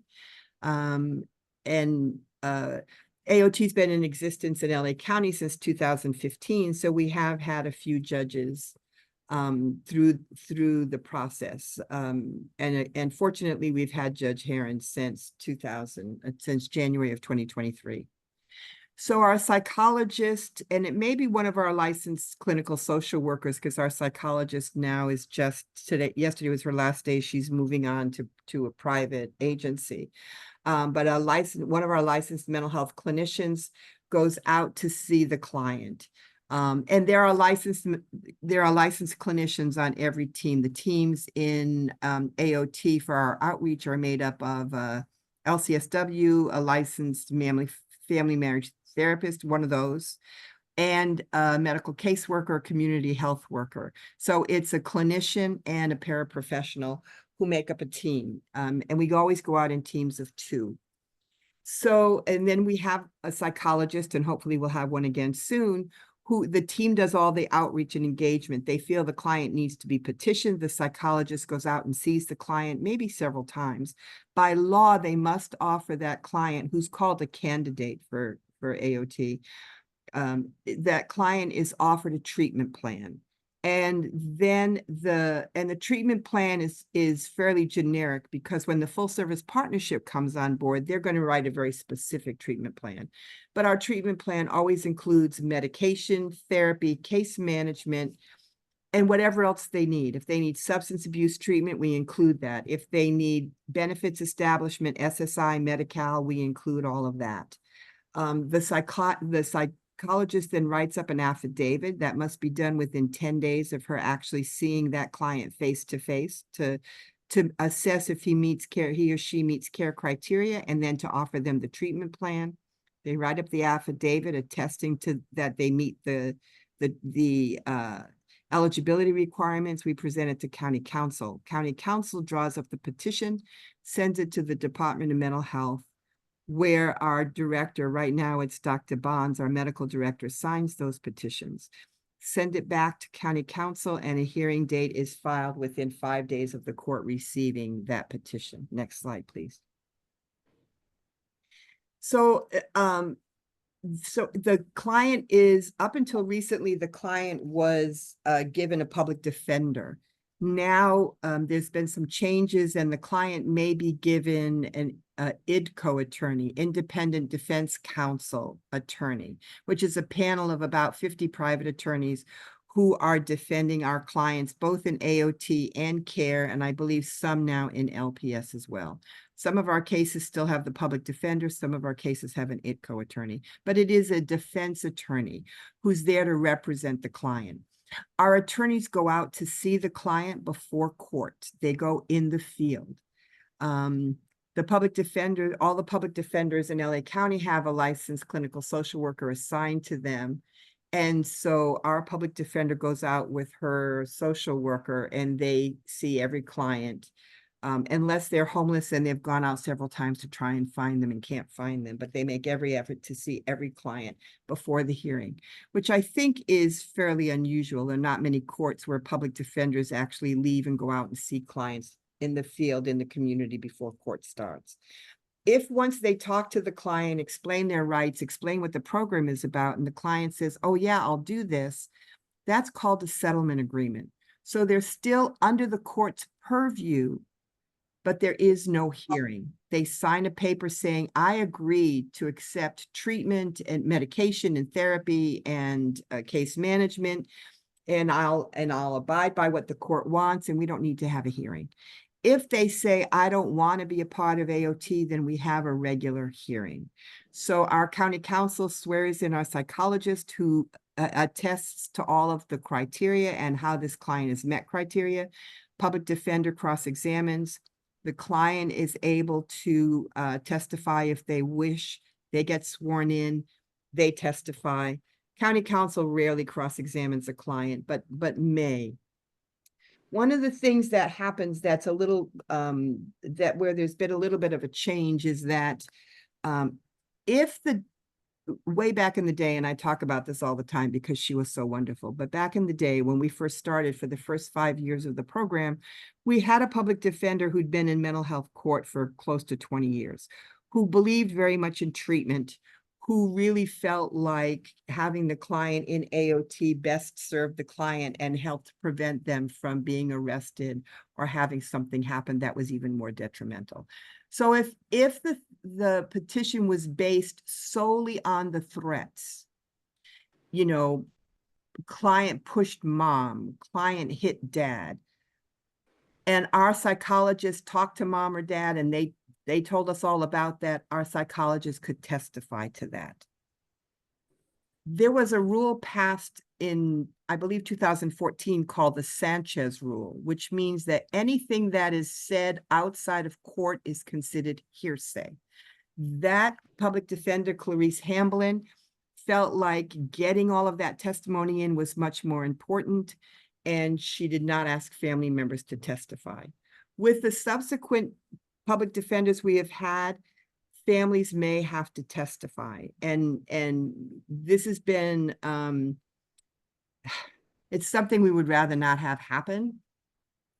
So there are different ways that can happen. And interestingly enough, most families say, this is to get treatment for my loved one. This is for my family member. I'm willing to do whatever it takes to get them the treatment that they need. This is not criminal, it is civil. There are no repercussions criminally. No one can be arrested. Nothing can happen to someone for not complying with AOT.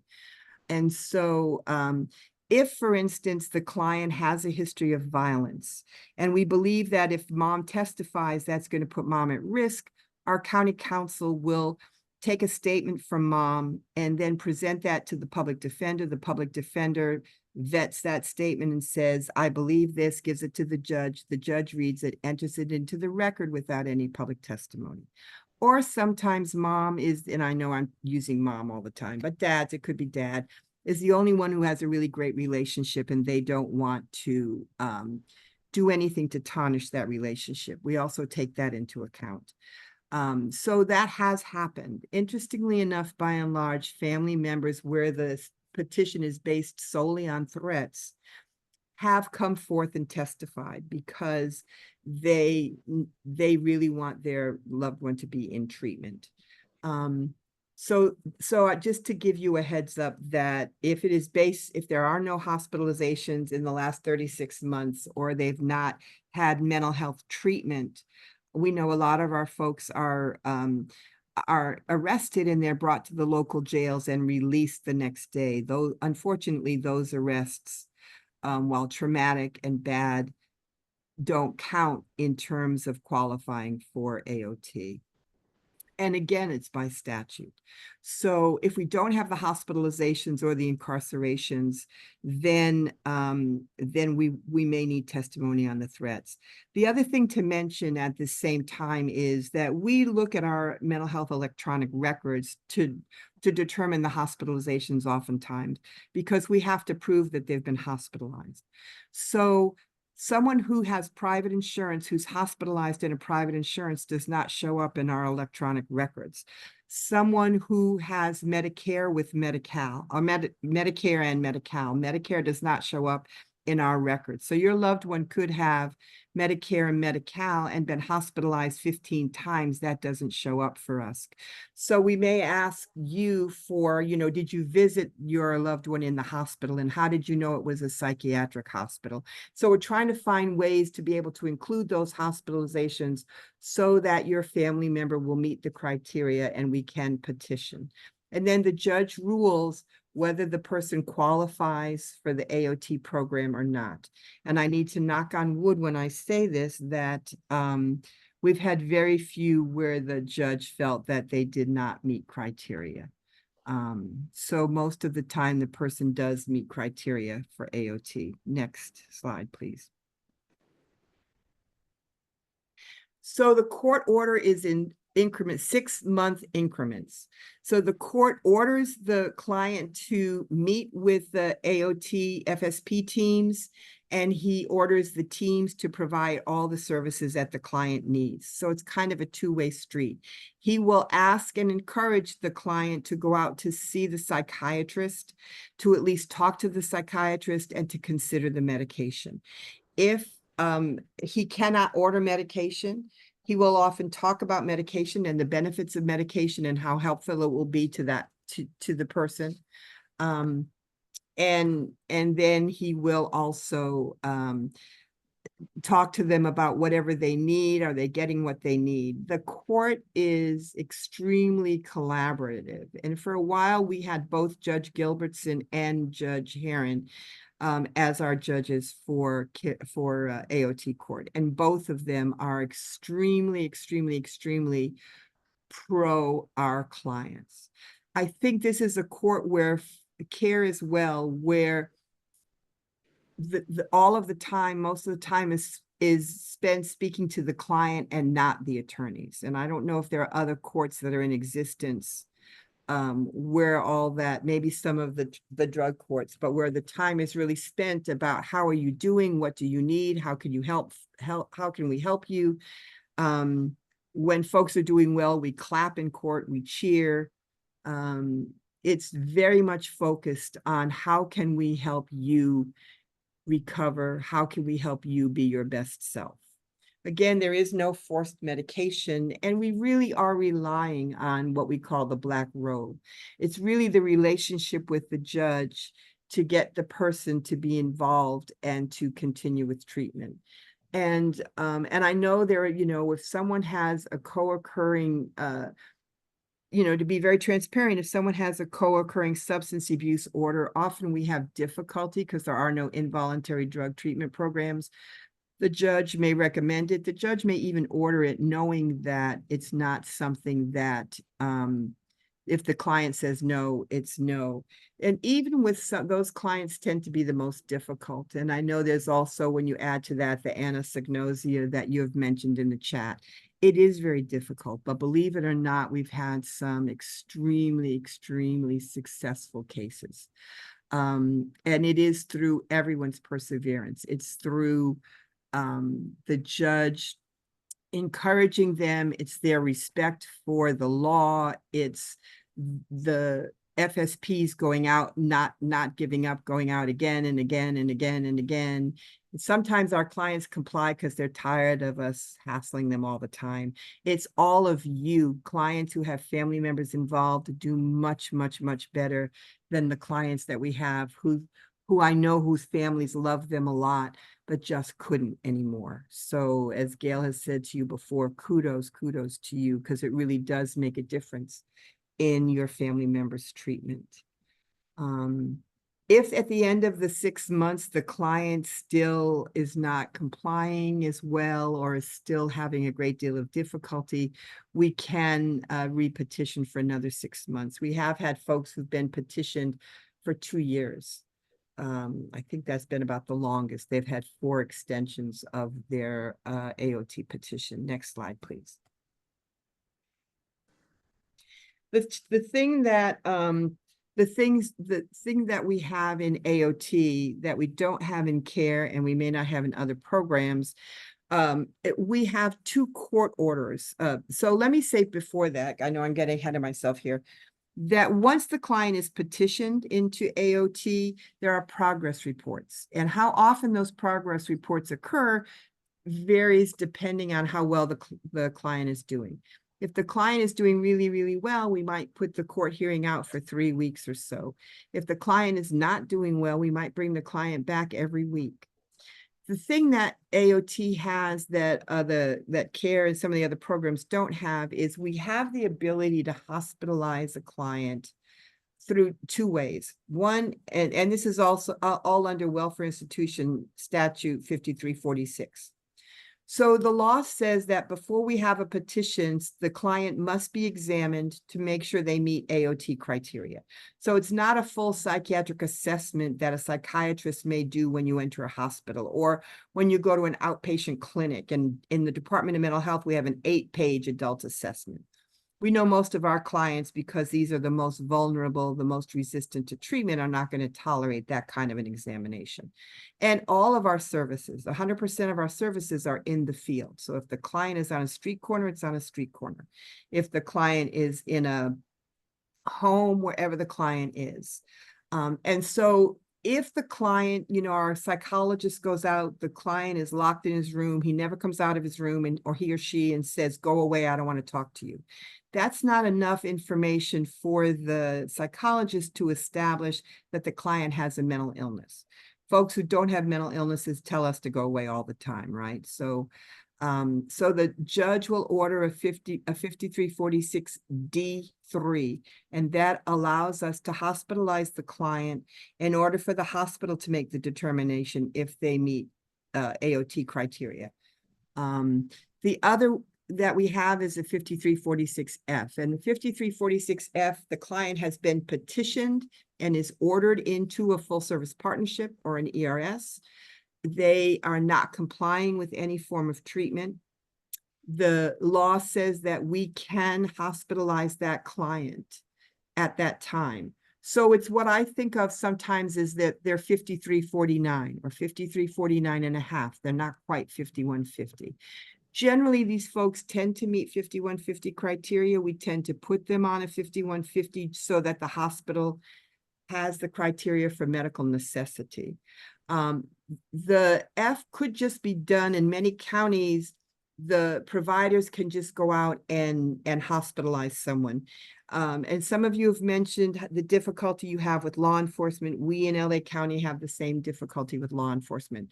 So we've asked that it be put in as part of a court order in LA County, because the judge, as a part of that court order, and when we developed that order, we met with the lieutenant at the time over LAPD and over LAPD's mental health unit, and the lieutenant over the sheriff's mental health unit. And both of them have moved on to being captains, and one is a commander now, one is retired.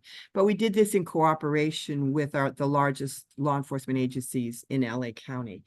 And so the order reads, law enforcement is allowed to use reasonably objective force, because as many of you know who've had this experience, law enforcement won't, and we're not talking tasing, we're not talking banging down doors, we're talking touch the person by the arm and escort them to the gurney. And we know that often law enforcement won't even do that. So this gives them the permission to be able to do that. I can't tell you how many 5346s, I'm sorry, we've done. But again, knock on wood, we have never, ever had a use of force.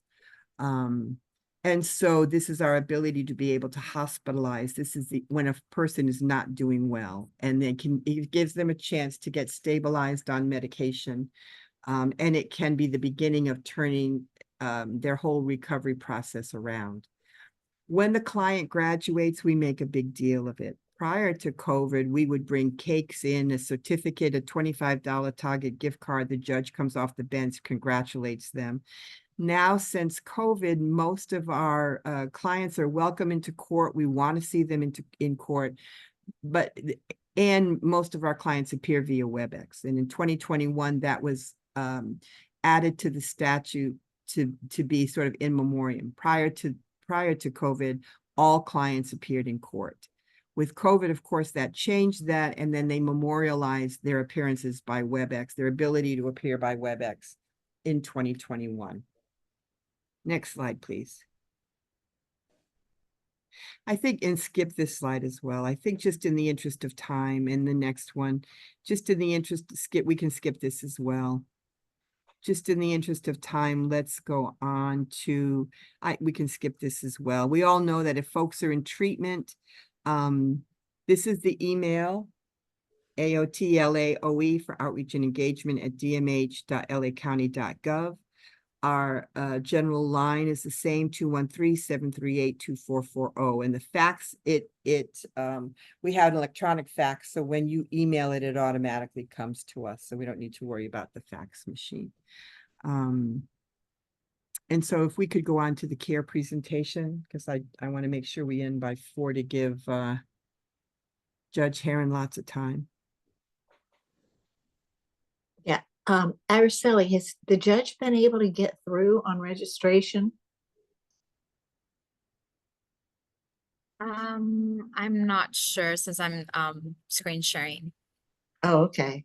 but hopefully they signed up and they join in at 4.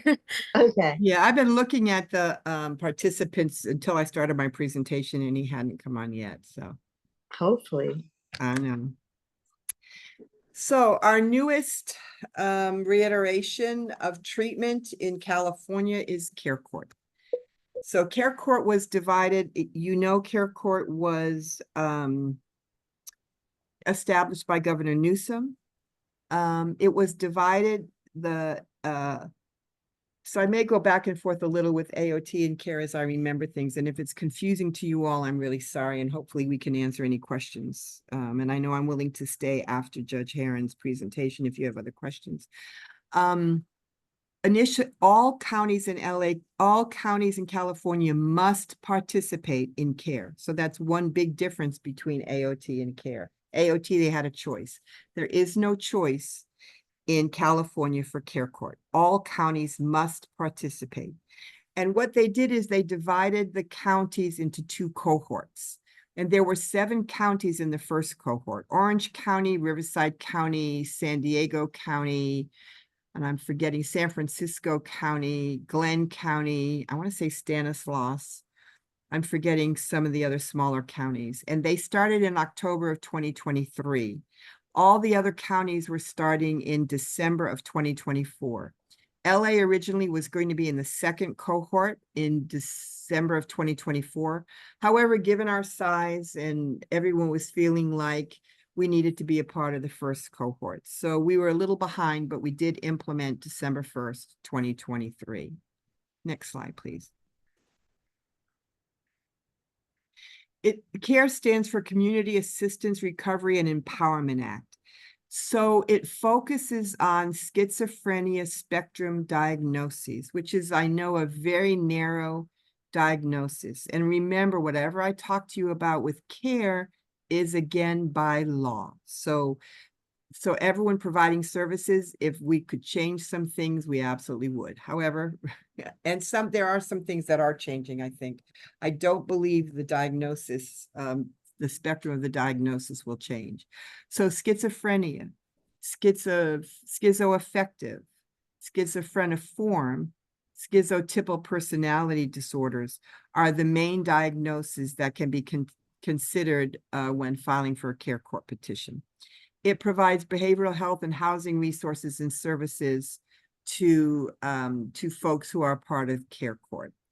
It protects the self-determination and civil liberties because it also has a due process and the client is represented by counsel. And for Care Court, it is the IDCO attorneys, the Independent Defense Counsel.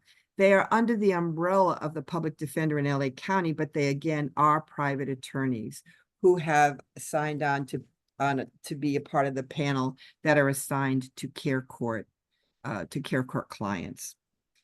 The hope is that we're able to intervene sooner, and that there's some ability to sanction counties if it is felt that the counties are not providing the services that the client needs. Next slide, please.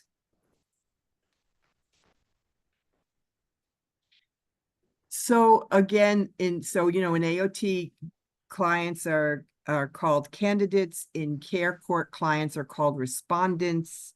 For you, clients are called loved ones. For law enforcement, clients are called subject. For us, they're called clients. No matter what we call folks, they are people who are loved, who are cared about, who have a lot to offer, who are vulnerable, and who are suffering from an illness that they neither asked for, deserved, or did anything to create for themselves.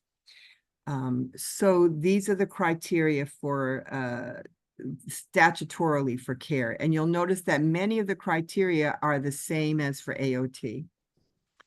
Go ahead, and Araceli. Again, they have to be 18 years of older. They have to be diagnosed with, and I forgot to say, unspecified psychosis is also one of the categories for that qualifies for care. They have to be diagnosed with a schizophrenia spectrum disorder and experience symptoms. The difference here is, so for AOT, it's they're not compliant with any treatment. With care, it's they're not clinically stabilized in ongoing treatment. So that same client who's seeing their case manager might not qualify for AOT, but they have schizophrenia and they're seeing their case manager and they're still not doing well, they will qualify for care. Their mental health is substantially deteriorating. They're unlikely to survive safely in the community without supervision, and or their services are needed to prevent relapse and deterioration. And I didn't add that with AOT, but that's also the need to prevent relapse also is a criteria for them as well. Again, participation in care is the least restrictive setting, and the person is likely to benefit. Next slide, please. Who can petition for care? So you would fall in the first rectangle, persons with whom the respondent resides, spouses, parents, siblings, child, grandchild, or anyone who acts in the place of a parent. So a cousin, anyone who's acting in the place of a parent qualifies to refer, or the person themselves can refer, the client themselves can refer to care. We've had 2 respondents applied for care. And the thing is, if they're that willing to get treatment, we've provided and connected them with other services. So they are getting the mental health services they need, but there wasn't a need for them to go through a court process in order to get that service. Who from the community can petition? And it's first responders, police officers, firefighters, paramedics, those are new. We've always had mobile crisis teams for AOT, and homeless outreach workers. For AOT, if they have a DMH licensed clinician with them, they could do AOT. For care, any homeless outreach team, whether they have licensed clinicians with them or not, they qualify to apply for care. The director of a hospital in which the client is currently being held on a 5150 or a 5250, a licensed behavioral health professional who's been treating or is responsible for the treatment of that person's mental illness, the director of a public charitable organization or residential facility, and then who in the community. So the county, so the Department of Mental Health can file petitions. When someone is coming off of conservatorship, or if there is a TCON filed and they're feeling like that person is not really gravely disabled, the public guardian can do a petition for care, and the director of adult protective services or their designee can do a petition. Also, tribal jurisdictions, the director of a California Indian Health Services program or a judge of a tribal court. Also, judges in Hollywood court can file a petition for care. And DeAndre mentioned this a little, but when folks are declared FIST, there's a track that happens, and they can be ordered to take medication. They can be ordered to treatment. They're evaluated to go to a state hospital or to a jail for restoration in San Bernardino County. The law changed, I want to say 2023, for folks who were misdemeanor declared incompetent to stand trial. Those folks, there is no mandatory medication, there is no mandatory treatment anymore. Those folks are referred to the Office of Diversion and Reentry, where they can accept diversion. If they don't qualify or they refuse, then the judges in the Hollywood court, in the incompetency courts, order a suitability report. So do they qualify? Are they suitable for care? Are they suitable for for AOT. And generally, they also order correctional health, as DeAndre mentioned, to do an evaluation to see if they meet LPS criteria. So those are the ways that we're getting referrals from court judges. They're only from the Hollywood court. Regular Superior Court judges in criminal cases are not allowed to refer, are not part of the qualifying referring party by statute for care. Next slide, please. So I'll, let me see the time. I'm going to skip this part only because I want to get into how you petition, because that's what's going to impact you. Let me go back a second though, to just say a couple of things. That once we get the petition, because this is one of the few programs where the outreach and all of that starts from the court. There is another way. So the public guardian, for instance, we meet with the public guardian, we discuss clients who may be coming off conservatorship, who are no longer gravely disabled. And we meet with the public guardian every other week, and we go over those cases. And in those cases, once determined that that person does not meet criteria, grave disability anymore, we want to make sure that those folks get the treatment they need. The public guardian wants to make sure of that, and we in care and mental health want to make sure of that. So we meet, and then in those cases, we send folks out to start to outreach to those folks right away, and we file the petition with the court. Our mobile crisis teams can do what we call those internal referrals. Some of our full service partnerships, some of the hospitals, our county hospitals, our law enforcement teams can refer directly to Department of Mental Health. Our care team goes out to make sure they meet the criteria, and then we begin the court. We file the petition and begin the court process. Family members, and then these are the steps that we take, and we only have a few minutes, so I won't go into all of these, but we do an assessment. The judge will order if the client doesn't want to comply with treatment immediately, there is a hearing of the merits, which is the same as that AOT petition, with the ITCO attorney representing the client, county counsel representing the Department of Mental Health. And then there are care agreements if the person agrees to treatment. A treatment plan is created and the judge signs. He may add things to it and signs off on it. If the client doesn't agree to treatment, our psychologists go out and interview the client again to make sure they still meet criteria. And then we work with the ITCO attorney, the client, and Department of Mental Health to create a care plan. And the judge reviews that plan and determines what should and shouldn't be in it, and then orders that plan. Care, and then there are progress reports, much as there are with AOT. Care is a year-long program. It starts when the care agreement or the care plan is signed off by the judge. So all of the assessment and the outreach and all of that happens. The 12 month starts when the care agreement care plan is signed. And if we can go to the next slide, please.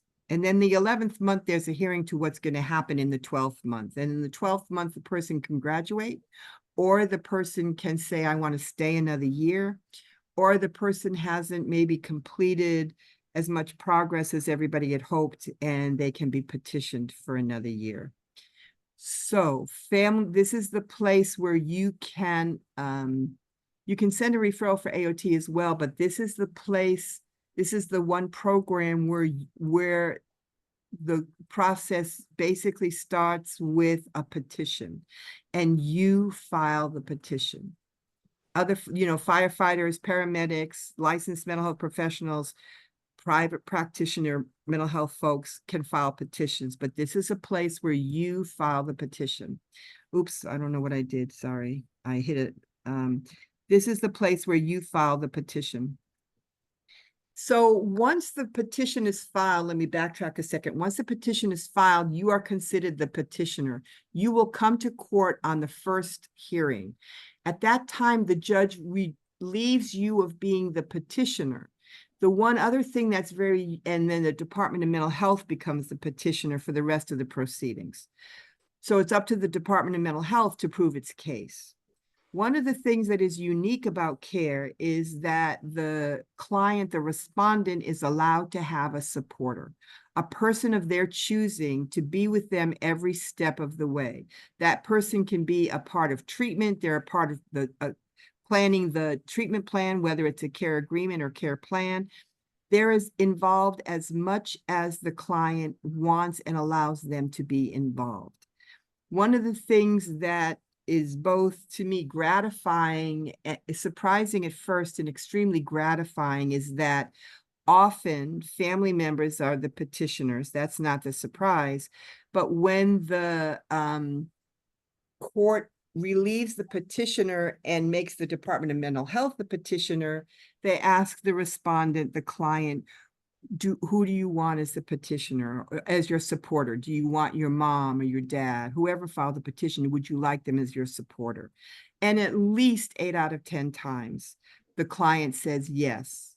So even though mom may have started or dad may have filed the petition, the client still wants them as their supporter, which to me speaks volumes. It speaks volumes. So this is the care, it's called a Care 100 form. This is the actual petition. And the petition is, the best way to get to it is lacourt.org/care. This petition pops up. It is fillable. It asks who you are, and then it goes through a series of the behaviors, the diagnosis. The two things that care require, one of two things care require is either the person has to have had 2 5250s, the last one within the last 60 days. So often, someone's been hospitalized for 8 days. So 5150, 72 hours, and then a 5250 is 14. And we all know hospitals can release people before the end of the 14 days, or for a 30-day, they can, if it's not a TCON, they can release someone before the end of the 30 days. So when we see a hospitalization for 8 days, we're all assuming it's a 5250. If you have proof of that, that's extremely helpful. If you don't have proof of that, the next form is a Care 101, where if someone, a mental health provider, has seen or attempted to see that client within the last 60 days, they attest to the client's diagnosis, they attest to the symptoms. That's the Form 101. And then you submit this. There's a way to, and we'll get down to it, there's a way to e-file this. It goes directly to the court.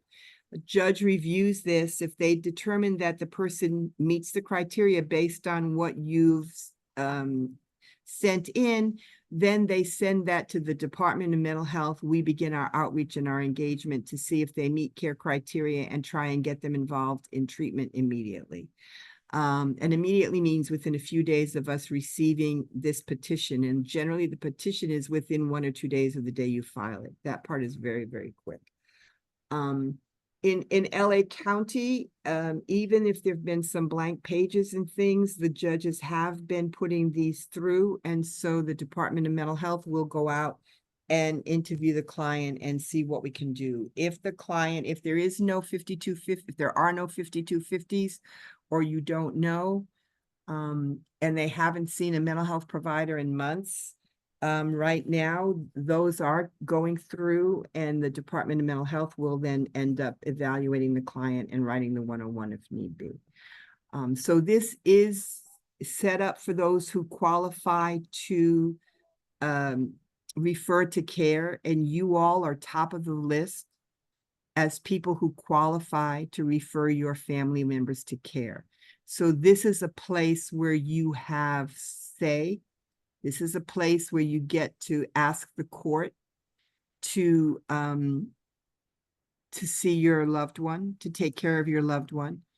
I have to tell you, by law, once we get this petition and the papers that go with it, the affidavit, if a mental health provider has filled it out, we are by law obligated to notice the client that they've been referred to care, and that we provide the client with that petition and that affidavit and all of that information. That's by law. We must deliver that to the client. So the client will be aware that they have been petitioned and who has petitioned them. The next slide, please. What we have in LA County, and I don't know how it is in other counties, but what we have in LA County is self-help centers. So there is a self-help center in every family law court in LA County. The self-help center, and they deal with a myriad of things. They're staffed by attorneys and other judicial counsel folks. They deal with restraining orders. They deal with all kinds of issues, and they answer all kinds of questions. There's a phone line where you can call in. At the Norwalk Self-Help Center, we have two DMH staff who are housed at that center all of the days that the Self-Help Center is open. And it's open Monday through Friday. Monday through Thursday, it's open, I believe, from 8 to 4:30 with an hour off at lunch. On Fridays, it's open from 8 to noon. And so we do have mental health DMH staff at the Self-Help Center in the Norwalk Courthouse. In these other courthouses, let's say you live in Lancaster and you're going to the Michael Antonovich Courthouse, there is a kiosk where you can connect virtually to the Department of Mental Health folks if you have questions about resources. So the people at the Self-Help Center can help you fill out the petition if you have concerns or questions.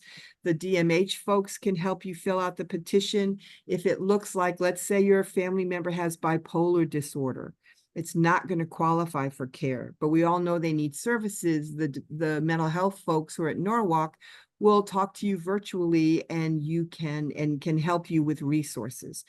Also, you live in Lancaster and you can't drive to Norwalk with your family member. You can go to that, and you maybe don't have internet, or the internet is sketchy, you live in the hills, you can go to Mike Antonovich AV Courthouse, for instance, and go into that kiosk and appear on WebEx for your hearings.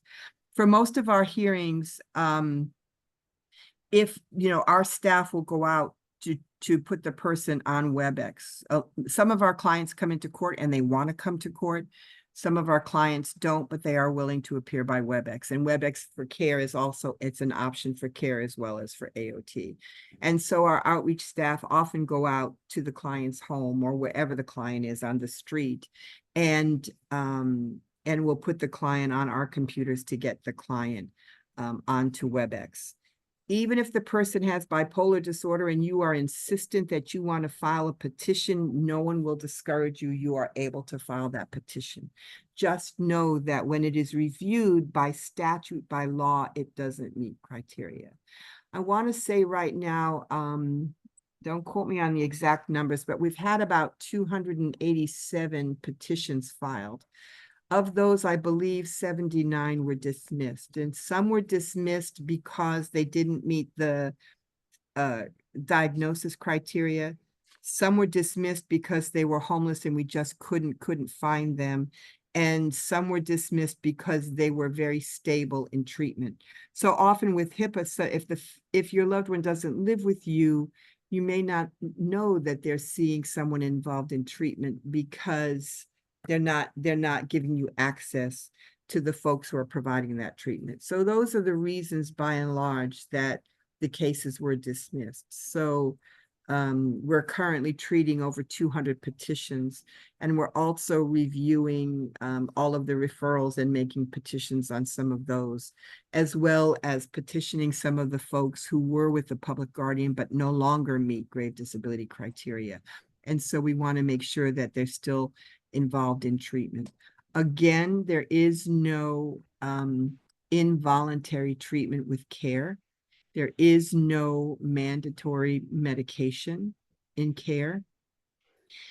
Again, we've had lots of success, again, because of Judge Herron and Judge Gilbertson. So for care and LPS, both judges are conducting those court hearings. With AOT, it's just Judge Herron. For CARE and for LPS, it's Judge Heron and Judge Gilbertson. Again, both of whom are extremely committed to serving the client and the client's needs, very invested in how they're doing. And that really comes across to our clients. I think our clients really see how much the judges really care about them. And they haven't added, the thing about the court process, both with AOT and with CARE, is that they have this added layer of support because their attorney is, in addition to the treatment team, in addition to all of you who are caring for your family members and supporting them, they also have the attorney, their defense attorney. Even our county councils are advocating and supporting them. And then they have the judges who are constantly encouraging them and holding DMH's feet. So for CARE, the Department of Mental Health is providing all of the service, the outreach and engagement, as well as the treatment. And in CARE, with the statute and the way it's written, and also the way Judge Gilbertson, if I can speak for her, and Judge Heron, he's going to kill me for me speaking for him. The focus is on UDMH must provide this for the client. UDMH have to give the client what they need.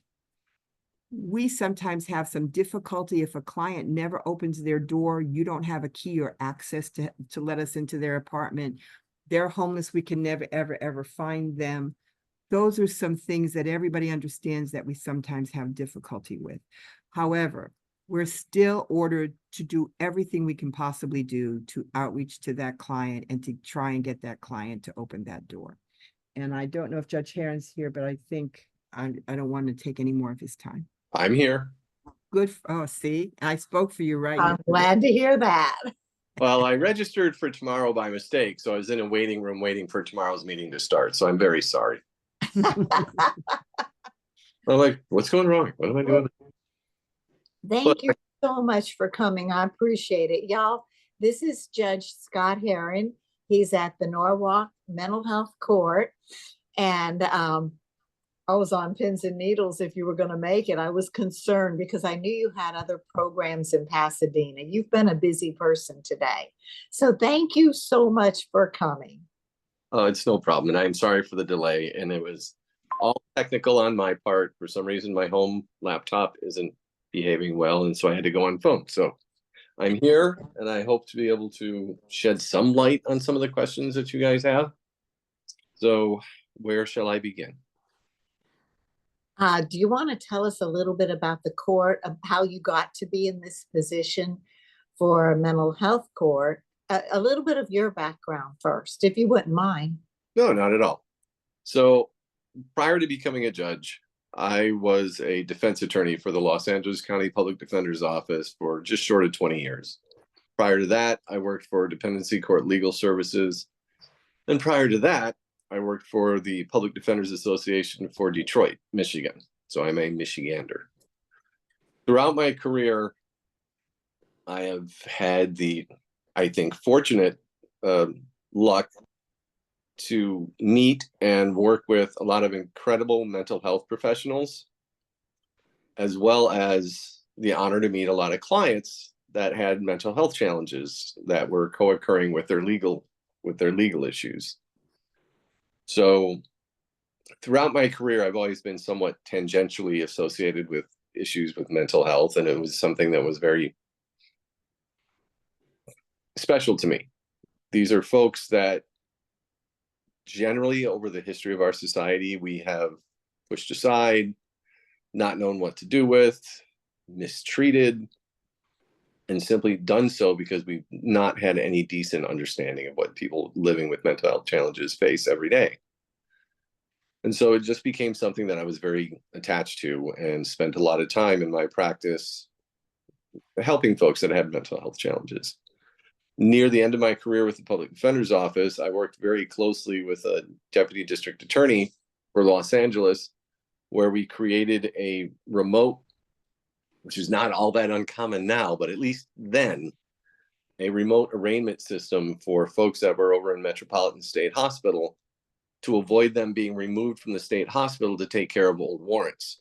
Because every time you remove somebody from a state hospital and they send them to jail, They lose their spot. They have to wait to go back to the state hospital.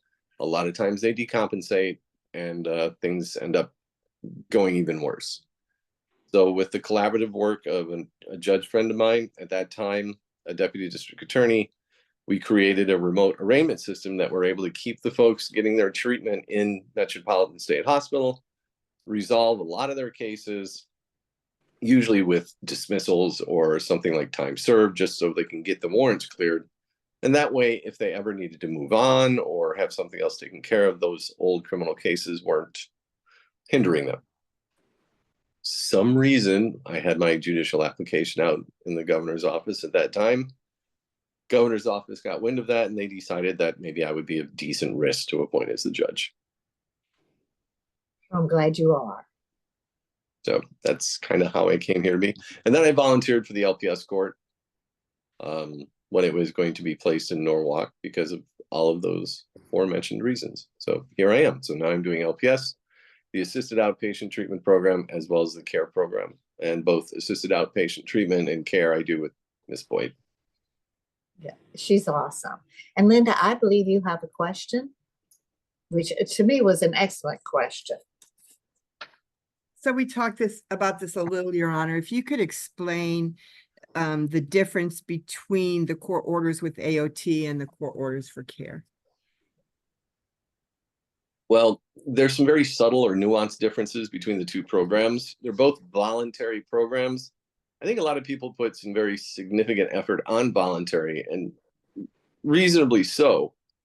But the voluntary aspect in both AOT and care is that the individual, the respondent that we call them, because these are civil proceedings, the respondent is trying to demonstrate that they can willingly and voluntarily accept treatment. And the AOT program and the care program are basically almost identical in the nature of the services that they can provide, including medication management, therapy, case management, benefits, the whole gambit of things. The difference between AOT and care is that when somebody's found to meet criteria for AOT, I order that person to participate in the program, and the failure to participate in that program could result in some reasonable efforts to try and get them a little bit more stabilized. Because usually if they're not complying, it's because they're not stable anymore. They're decompensating, and they're at risk of becoming gravely disabled, which is a key phrase that we use for LPS. So for AOT, if we make that finding, they can be hospitalized for a brief period of time after a hearing to re-stabilize them and then reintegrate them back into the community. So the orders are actually directed at the individual. Even though it is a voluntary program, there's still a little bit of, for lack of a better phrase, teeth to it that we order them to participate. The care program is actually a lot lighter in that it is far more cooperative, collaborative, and the people that are actually getting ordered in care is actually the Department of Mental Health. The individual, the respondent that's the subject of the petition for care is subpoenaed to be in court or requested to be in court. They get served with papers to come to court. But again, it's a civil proceeding, so there's really no consequence if they don't appear. And if they're found to meet criteria, then I order the Department of Mental Health to provide services to them. They're under no obligation to actually cooperate. They're under no obligation to actually accept the services. It's part of the extensive work and painstaking process of gaining the trust by the Department of Mental Health that we have such remarkable success with people being compliant. And then I kind of sit there as a sort of traffic director to try and see if I can get everybody kind of on the same page, to see if we can get a simple point of services that somebody might be willing to accept to kind of open the door to get them a little bit more involved in their own self-care. So the pushing is really much more directed at DMH, making sure that they're doing everything they possibly can do, turn over every stone to try and get this individual compliant with their own care, compliant with their own voluntary care. And AOT, like I said, it's just a little bit more strict. Nonetheless, they are both considered voluntary programs because in the end, if they don't accept treatment, if they don't comply with the program, nothing is really going to happen to them other than they are considered to have not successfully completed the program. That in and of itself could have a potential relevancy later on for them should they become gravely disabled. And this was their opportunity to show that they could voluntarily accept treatment and services. But it's something that we try not to get into in both the proceedings for AOT and CARE, simply because it's not supposed to be coercive. It's not supposed to be do this or else. It's supposed to give people every opportunity to understand what it is they need to do to just be safe and healthy. Okay, that's good. Does anybody have a question? Yes, I have a question for Judge Heron. Judge Heron, thank you. You were the judge that assisted with establishing the LPS conservatorship for a family member of ours. I really appreciate that. I was wondering if you could answer a question regarding what is kind of the level of diligence that's required, on behalf of the judge, the public guardian's office, and the district attorney in order to validate the viability of the plan that the person with the severe mental illness and grave disability is in the LPS hearing for renewal, where the treating physician, the more